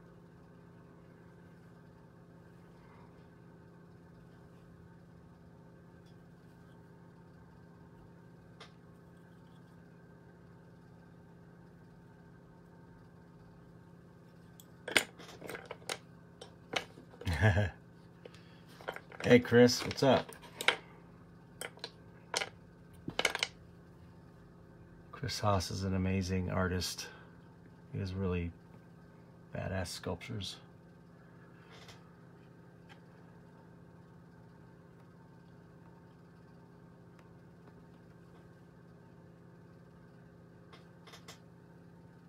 Yeah, have you worked with rakes much though? Wow, 2 a.m. in Argentina. 2 a.m. what day? Yesterday or tomorrow or today? You know, one thing about rakes is you got to find the right rake, because there's really you can use jeweler saws. You know, you can make rakes out of jeweler saws like this one I have, where it's really harsh, and it's great for certain things, and some people really like it. But I like these twisted music wire rakes, because they give a softer rake to it.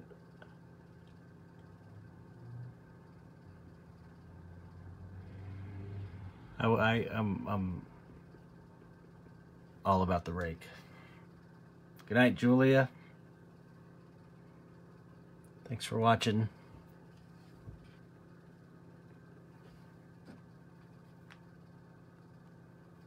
I mean, as far as really refining, I really feel like a rake is an essential tool.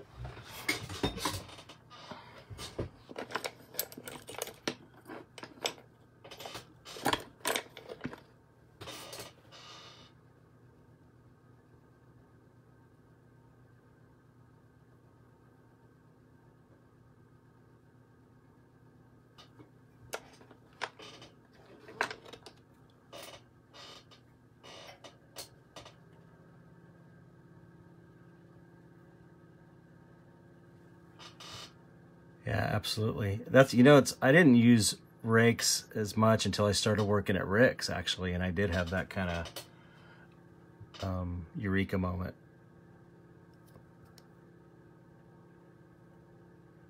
When I saw everyone was using rakes, up until, for most of the sculpture, really.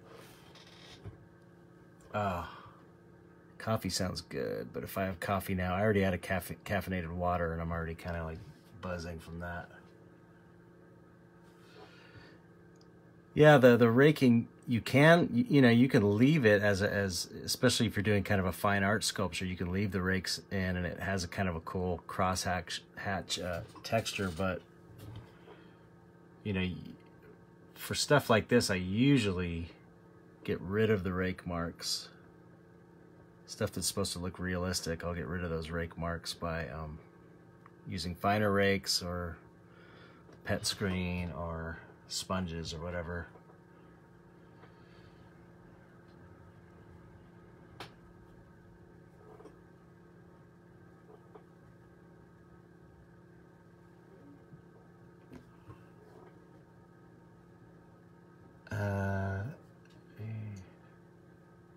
No, I'm not saying don't do it like that. I'm just saying,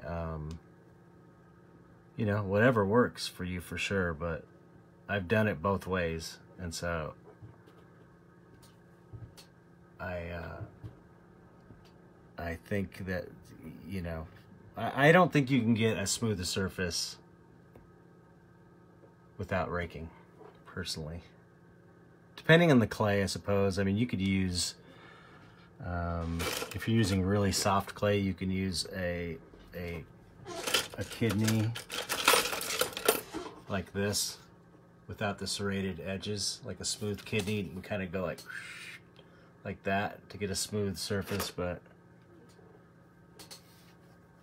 Tuesday, wow, so it's yesterday.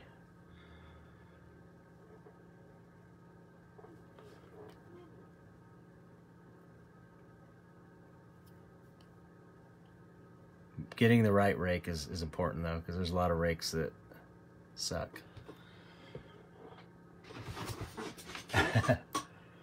Okay. This is Chavant NSP medium. Here's the clay.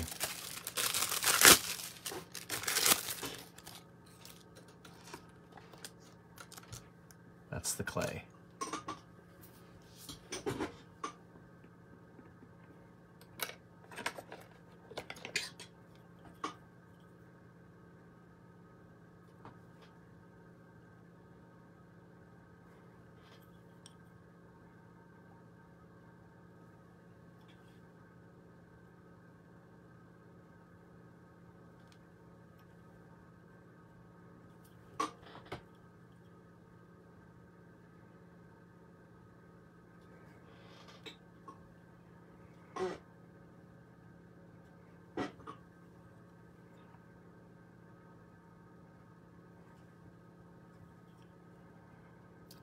The weirdest thing about this broadcast is the silence.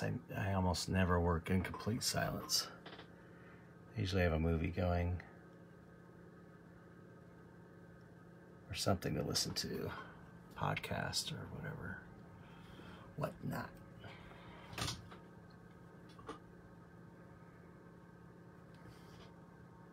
Mostly movies, mostly documentaries. It's funny because when this guy made a... Oh, thank you. Mike Carell made this documentary about me called Chet Zar, I Like to Paint Monsters. And it came out in 2016, I think. And before he made the documentary, I started watching documentaries to find, you know, I don't know, learn more about documentaries, documentary filmmaking. So I started watching documentaries to kind of prepare for the documentary he was making about me. And I got completely hooked on documentaries ever since. Like, they're my preferred genre of film at this point is a documentary.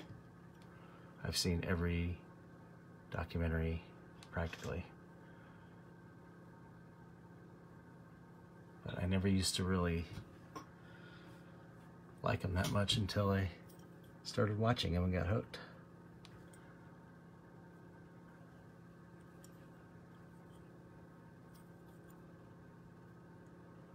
Man, I lost somewhere in the studio are two of my favorite tools.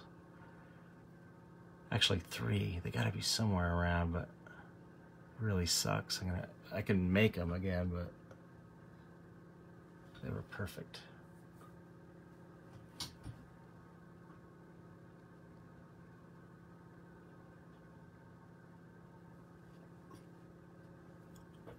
But I'll have to do without.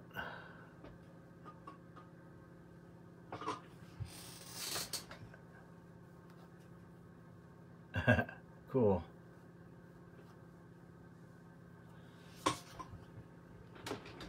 That sounds like fun, sculpting with your girlfriend. Yeah, the Zukalski one was Zukalski. I think it's Zukalski. Yeah, it was. That was a good doc. That's on Netflix. The dude is a nut, though. He seemed kind of like an asshole. He sort of treated people like, sounded like he treated people, sounded like he was super arrogant, but he was incredible sculptor. You know, I really like, of course, as far as art-oriented documentaries, Exit Through the Gift Shop's amazing, but there's one I really loved called,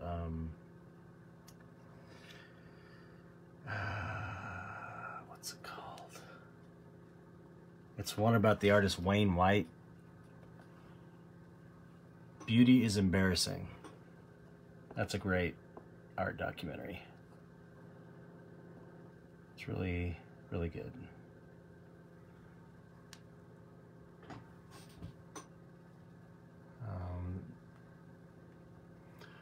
I have done a little bit in wax when I was younger. I sculpted a ring in wax, like hard jeweler's wax, with a torch, and that was kind of a nightmare. Yeah, he was a wingnut. That's for sure.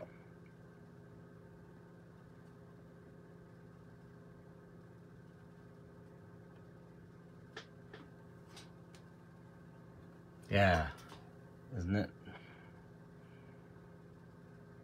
Oh, there's another good one that's kind of an art documentary called Magical Universe. The Magical Universe. It's more about this eccentric, really strange folk artist. But it's a great documentary. I love it. One of my favorites. It was on Netflix for a long time, but No longer, I don't think. Not streaming anyway.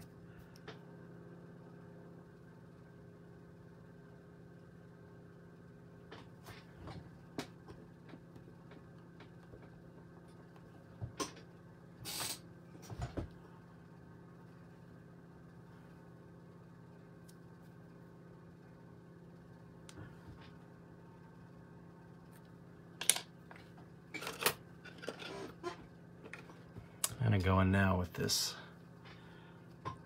Scott foam.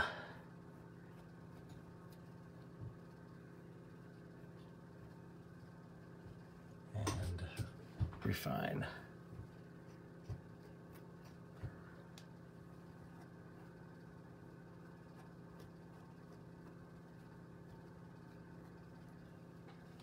And some pet screen.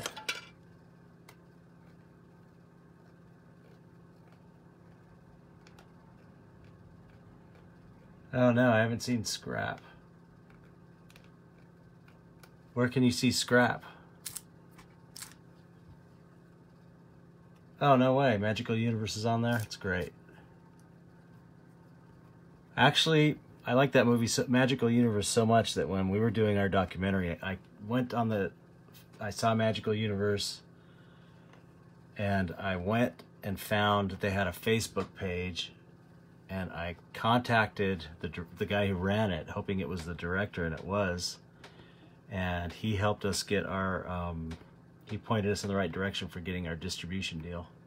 And he kind of advised us, so I actually owe him a painting, because I told him I would give him a painting for all the help he did, just for, you know, he didn't ask for it, but I thought it's the least I could do. Oh yeah, the Von Baudet one is going to be great. Oh, of course, Crumb. This is like one of the greatest art documentaries ever.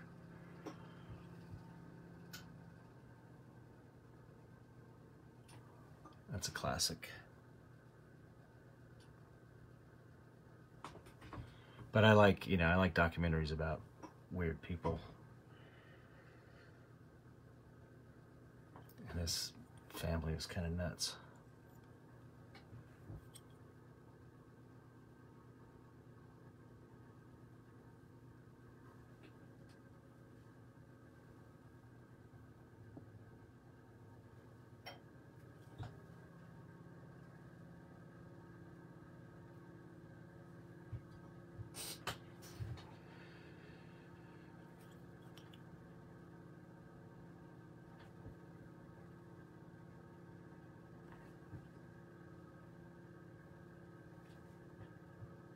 Yep.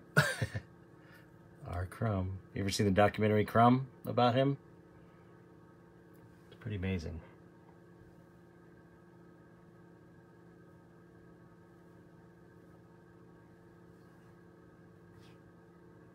Frank Quitely?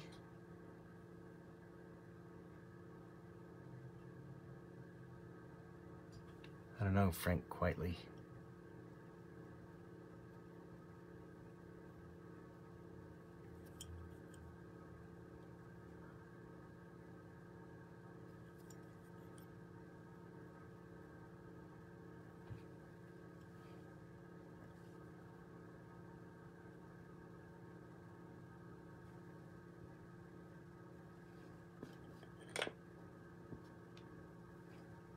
Yeah, probably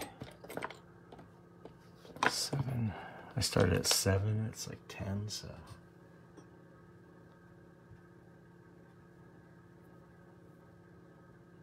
I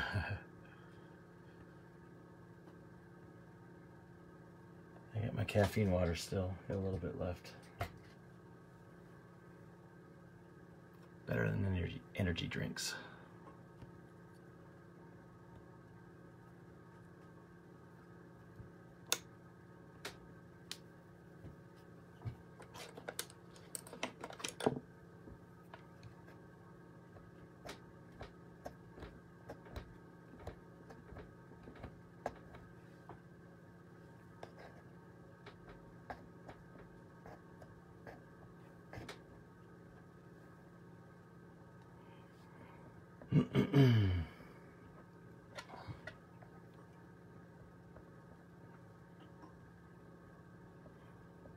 I'm sure in the future this will be like a virtual reality situation where we'll all be sitting virtually together in the same room.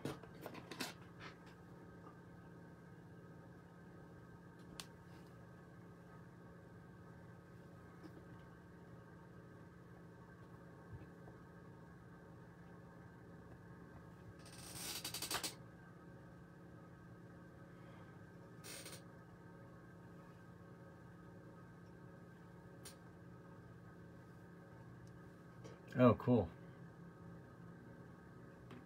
Oh, wow. Well, what's a documentary called? Sounds like a documentary I have to see.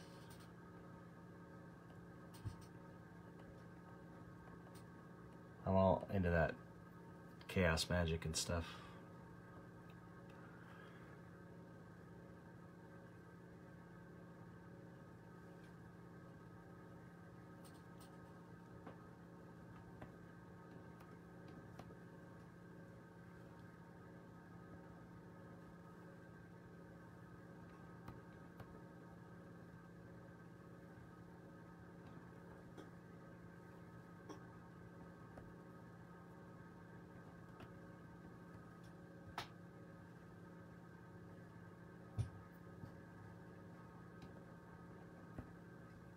The thing about, I find this with paintings and sculptures, is that, you know, a lot of times you don't get into a groove until a couple hours into it. And once you get into a groove, you don't want to stop.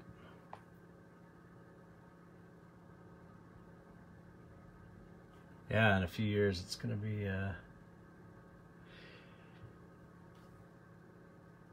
oh, cool.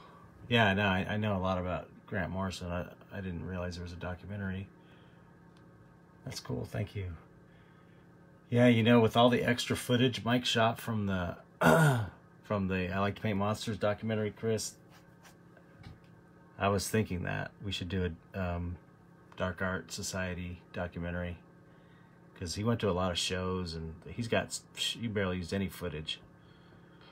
He shot, you know, I forget what like 180 hours of footage or something, so he's got tons of footage. I have to get my book done. I can't do another Kickstarter until my book is done because it's so late. There's no way. So once the book is done, it'll free me up to do more Kickstarters for, you know, whatever, for a Dark Art Society documentary, or I want to do a documentary about Christopher Ulrich. That would be amazing. Stanislav. Dark Art Stan.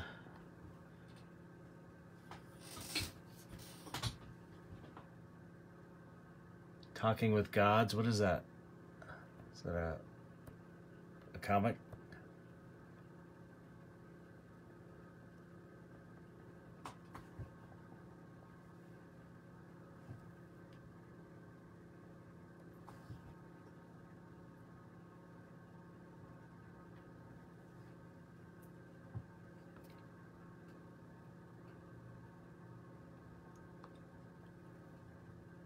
Really? No. Can't wait to watch them.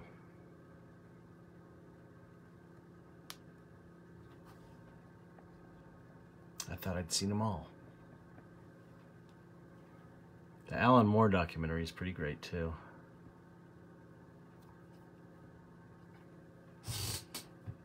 Oh, cool. I'm gonna watch that tomorrow.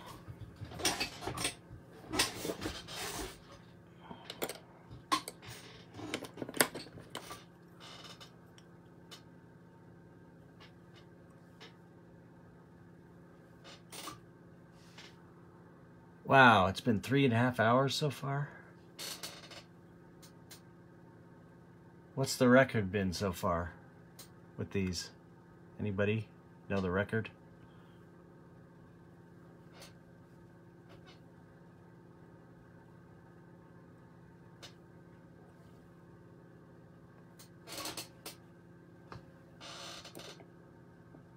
Cool. I'll look for that.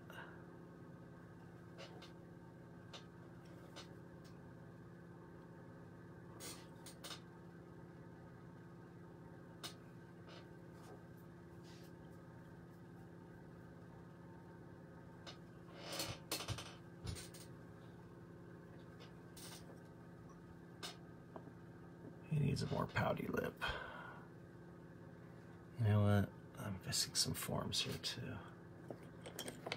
Just under 4 hours, I'm gonna try and beat her record. I'm gonna try and do 4 hours.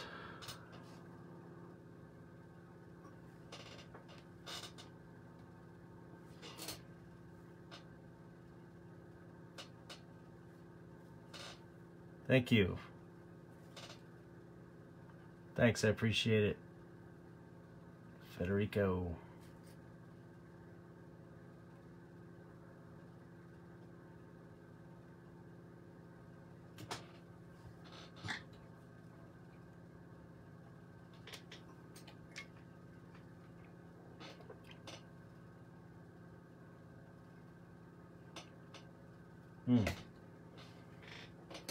Floating Stone Productions, cool. Yeah, I'm starting to see subtle differences between this and the painting. Which isn't necessarily a bad thing, but...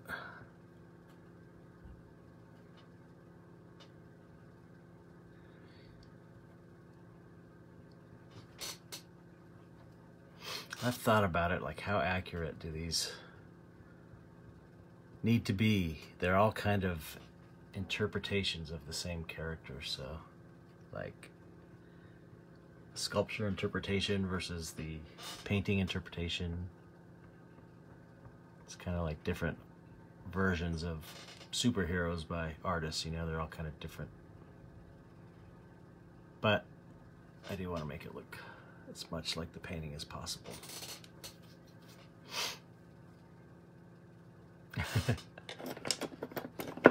I'm committed. I'll go all the way. I'm going to 4 hours. I am getting tired though, I have to say.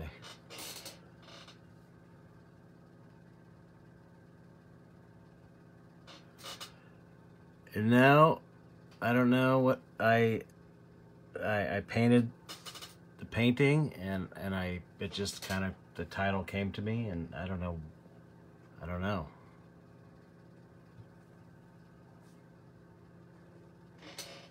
Yeah.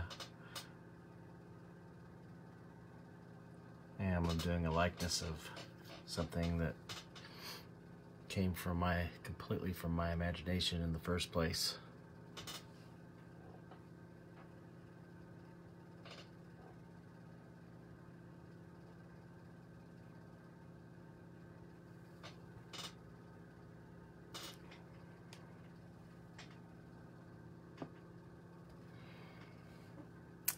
I do have to finish this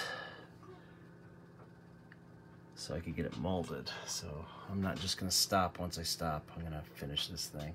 You know what I'll probably do, and I'm not just saying this to get you over on my Patreon, but what I'm probably gonna do is work as long as I can tonight and then finish the thing streaming on my Patreon.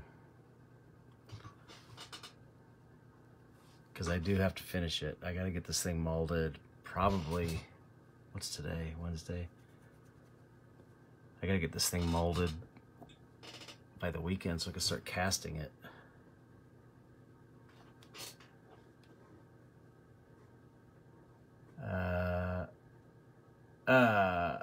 How did you come up with the title Soft Spot? Well, okay. I sculpted that character and then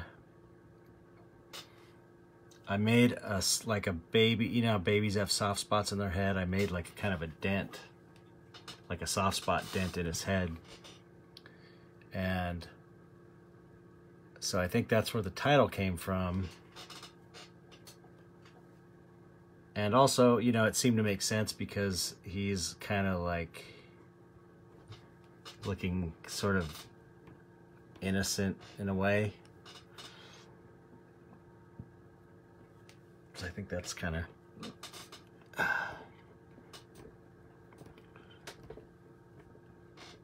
where the title came from.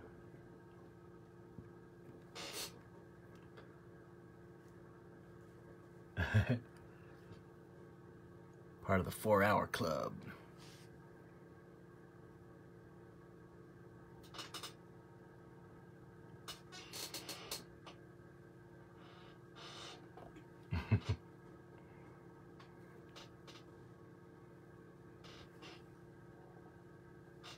Thanks. That's the first thing I ever did as a fine art piece, was that soft spot sculpture. And I spent so much. I took a year to sculpt that thing. I mean, I was doing it while I was working at Rick Baker's, so I was working on it on my lunch hours, and then I would take it home and work on it on the weekends. So it is detailed to the hilt. It has so much detail, little goosebumps and pores.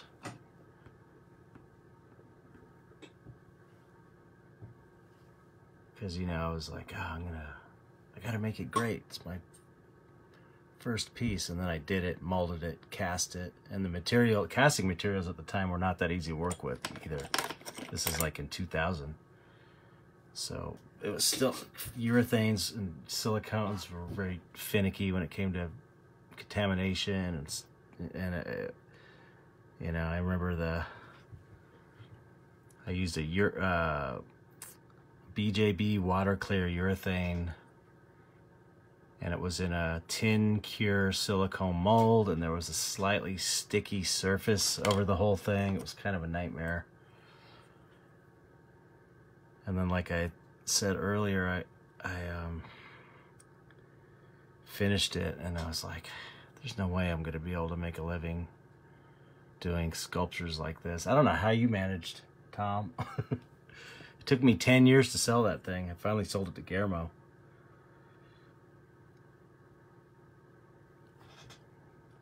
It's just, it's sculpture and molding and casting. It's so... takes so much money and time.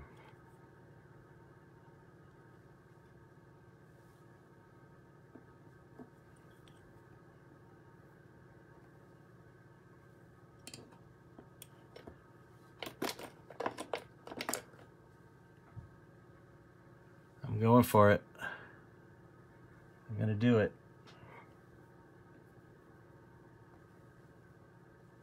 According to the clock on my screen, it says 3 hours 39 minutes.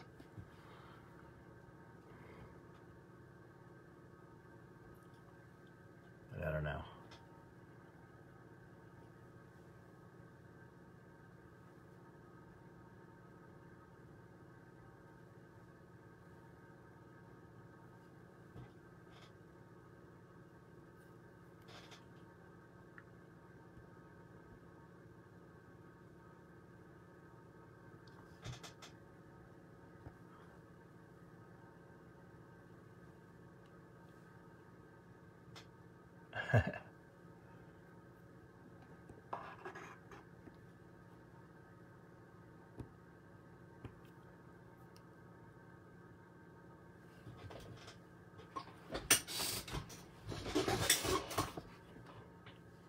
Yeah, that would be cool.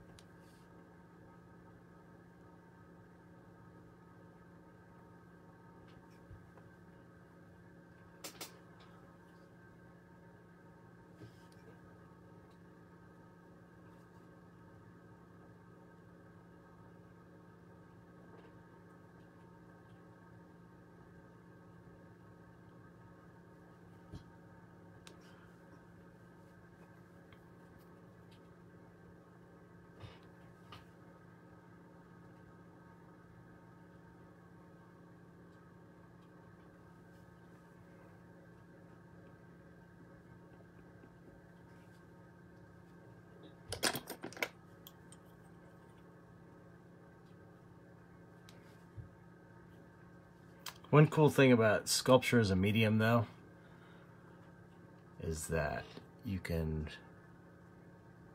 do multiples. But I guess you could say the same about, well, no, it's not quite the same thing. I was going to say you could do the same thing with paintings and prints, but it's not really the same.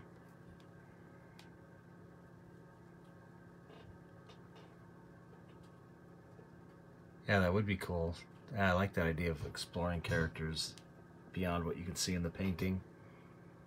The rest of the body. And thanks, Kenneth.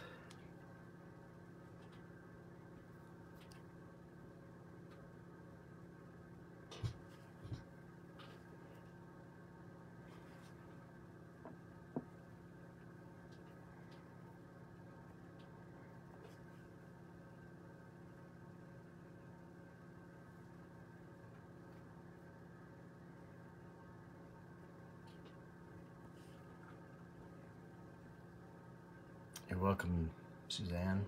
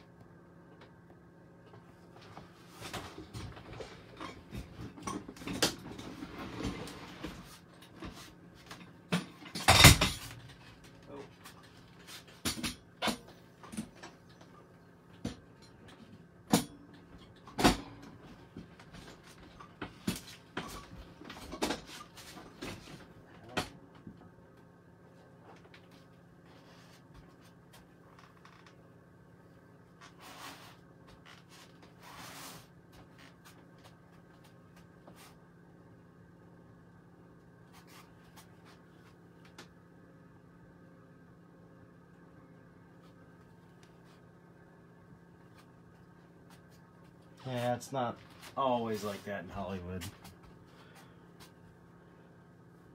But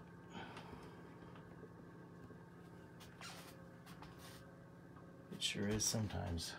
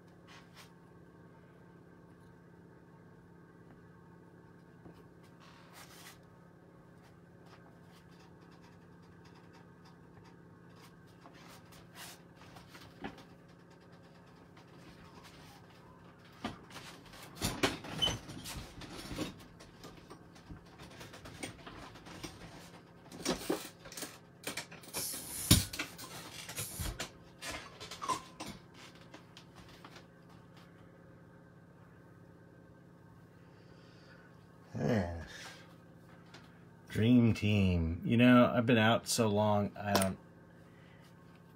don't even know. One thing I know, I would never want to own an effects shop. That was part of why I got into fine art as well, is because I felt like I'd gone as far as I could as a sculptor. And, or at least far enough to where I felt like I accomplished what I wanted to accomplish. And I felt like the only way to really get further ahead would be to open my own shop, and I didn't. And I did the tool videos. I kind of set up shop for that.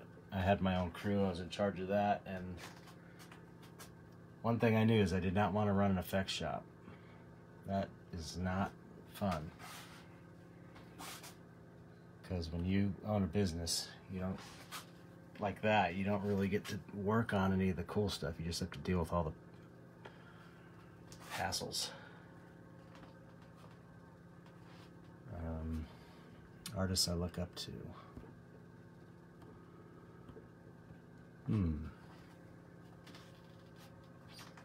There's a lot of artists I look up to. You mean like effects artists, or artists, fine artists, or living or dead?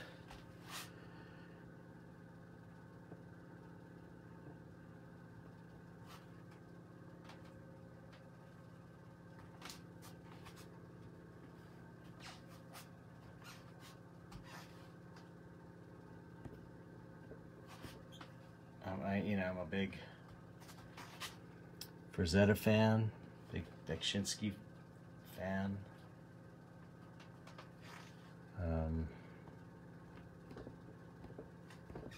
Of course, Mitch Devane.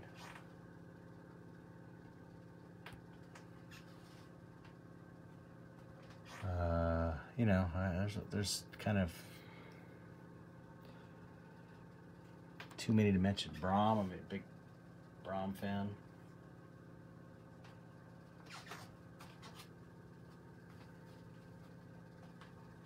Yeah, it's not even... Yeah, that would be tough too, but it's mainly, when you own a shop, you're just having meetings. It's not like you ever get to sculpt anything, or you basically just oversee everyone doing work, and that's no fun. But that's where the money's at, so I just didn't feel like... I guess what I could have done is gone off on my own and become more of like a creature designer and freelanced. I probably could have made a name for myself there and made more money, but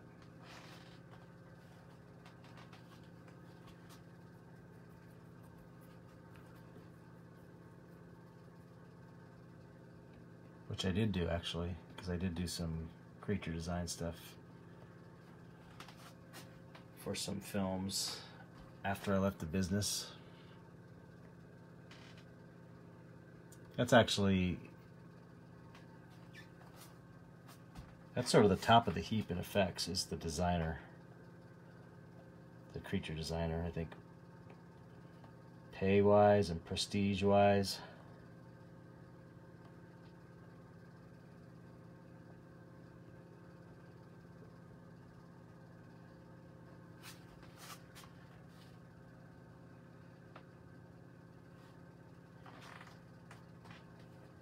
Yeah, I don't know.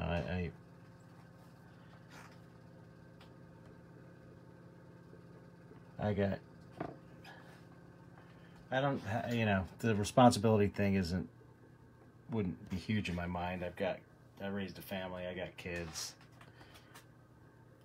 I'm not really afraid of that responsibility, I suppose, but maybe. I never really thought about it.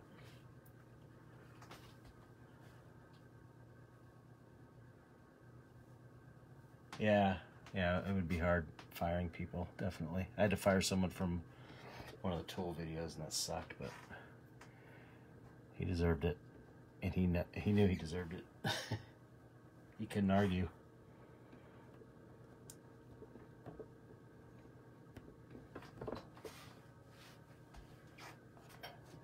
We joke about it now. I still know the guy. He might even be in this forum.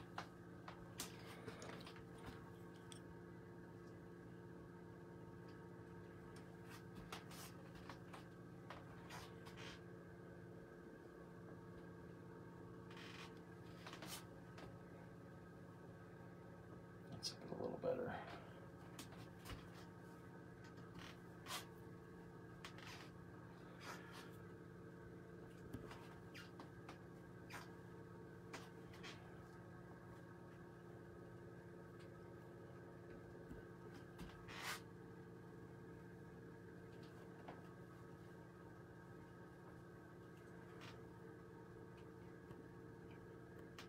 Yeah, firing people sucks.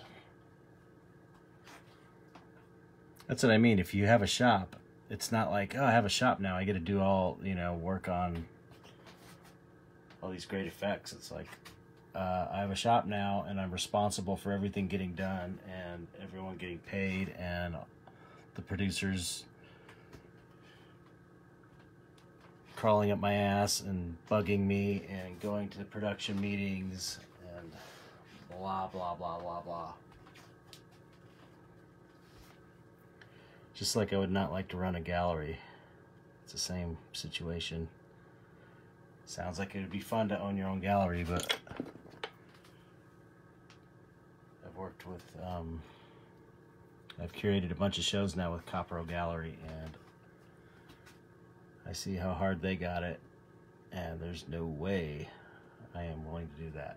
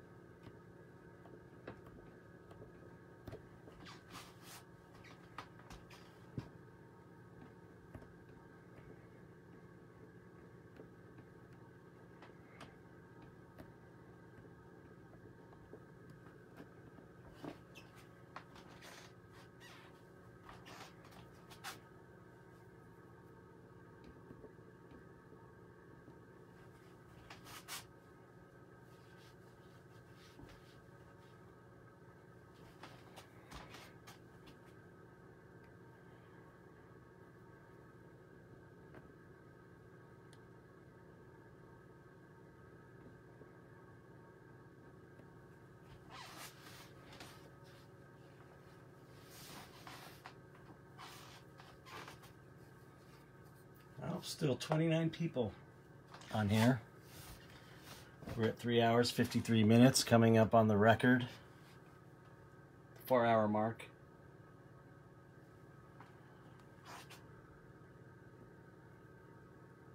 Thank you, 29 people, 26 people, for hanging in there.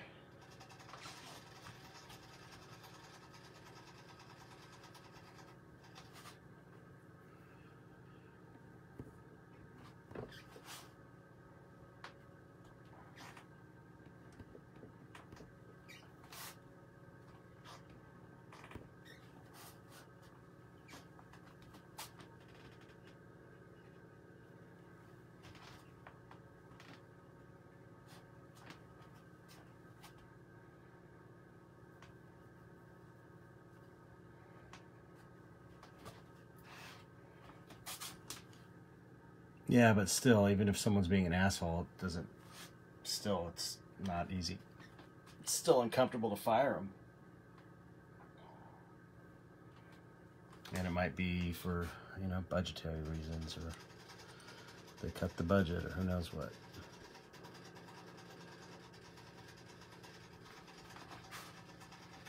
Not worth it.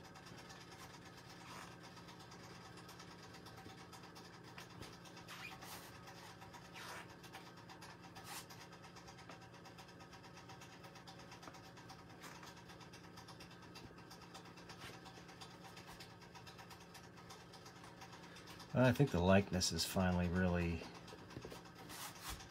coming together.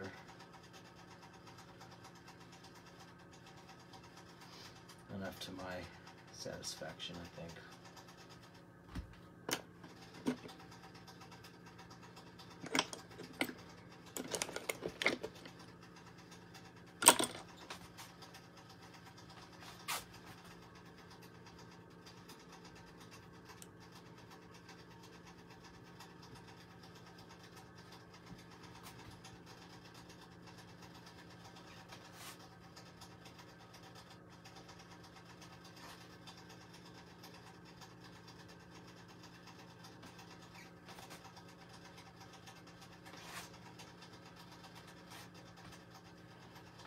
Countdown, 4 minutes to go until I break the record.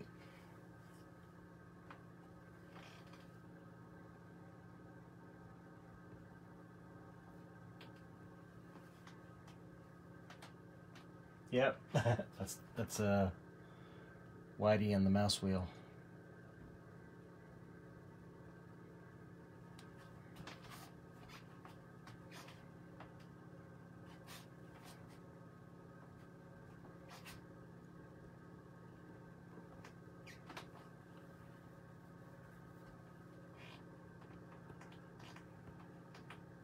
What's up, Whitey?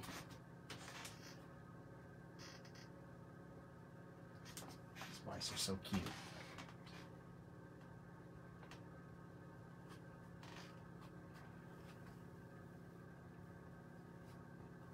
Yes, I'm doing limited edition reproductions of this for sure.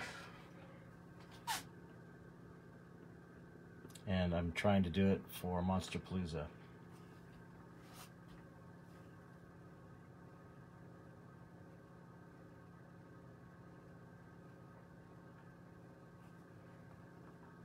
Yeah, it would be cool if there was some way.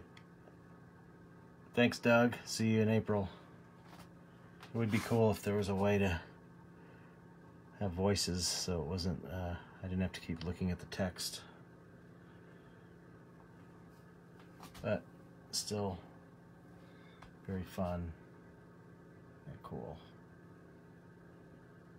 That might be crazy too. A bunch of people talking, that might be even more distracting.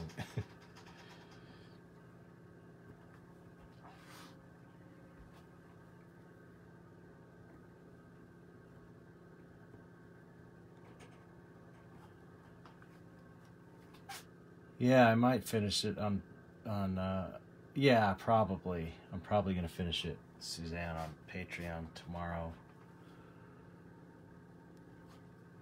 I have to look at my schedule to make sure nothing's going on tomorrow. I'd kind of rather just get this thing done as soon as possible so I get it off to get molded.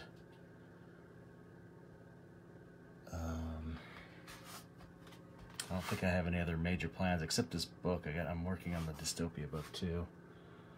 So yeah, I probably, you know, I'll probably do it tomorrow night on there. Tomorrow evening or something. I usually do all my crappy work in the day and, you know, business stuff, paperwork, emails, fulfilling orders and all that, printing out prints and running the day-to-day, and then I usually end up not working on my art stuff until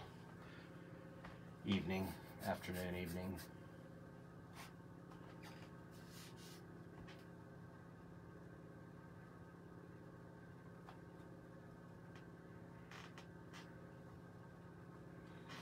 Thank you. Yeah, I don't know. It seems, at this point, I'm sure it seems like I'm not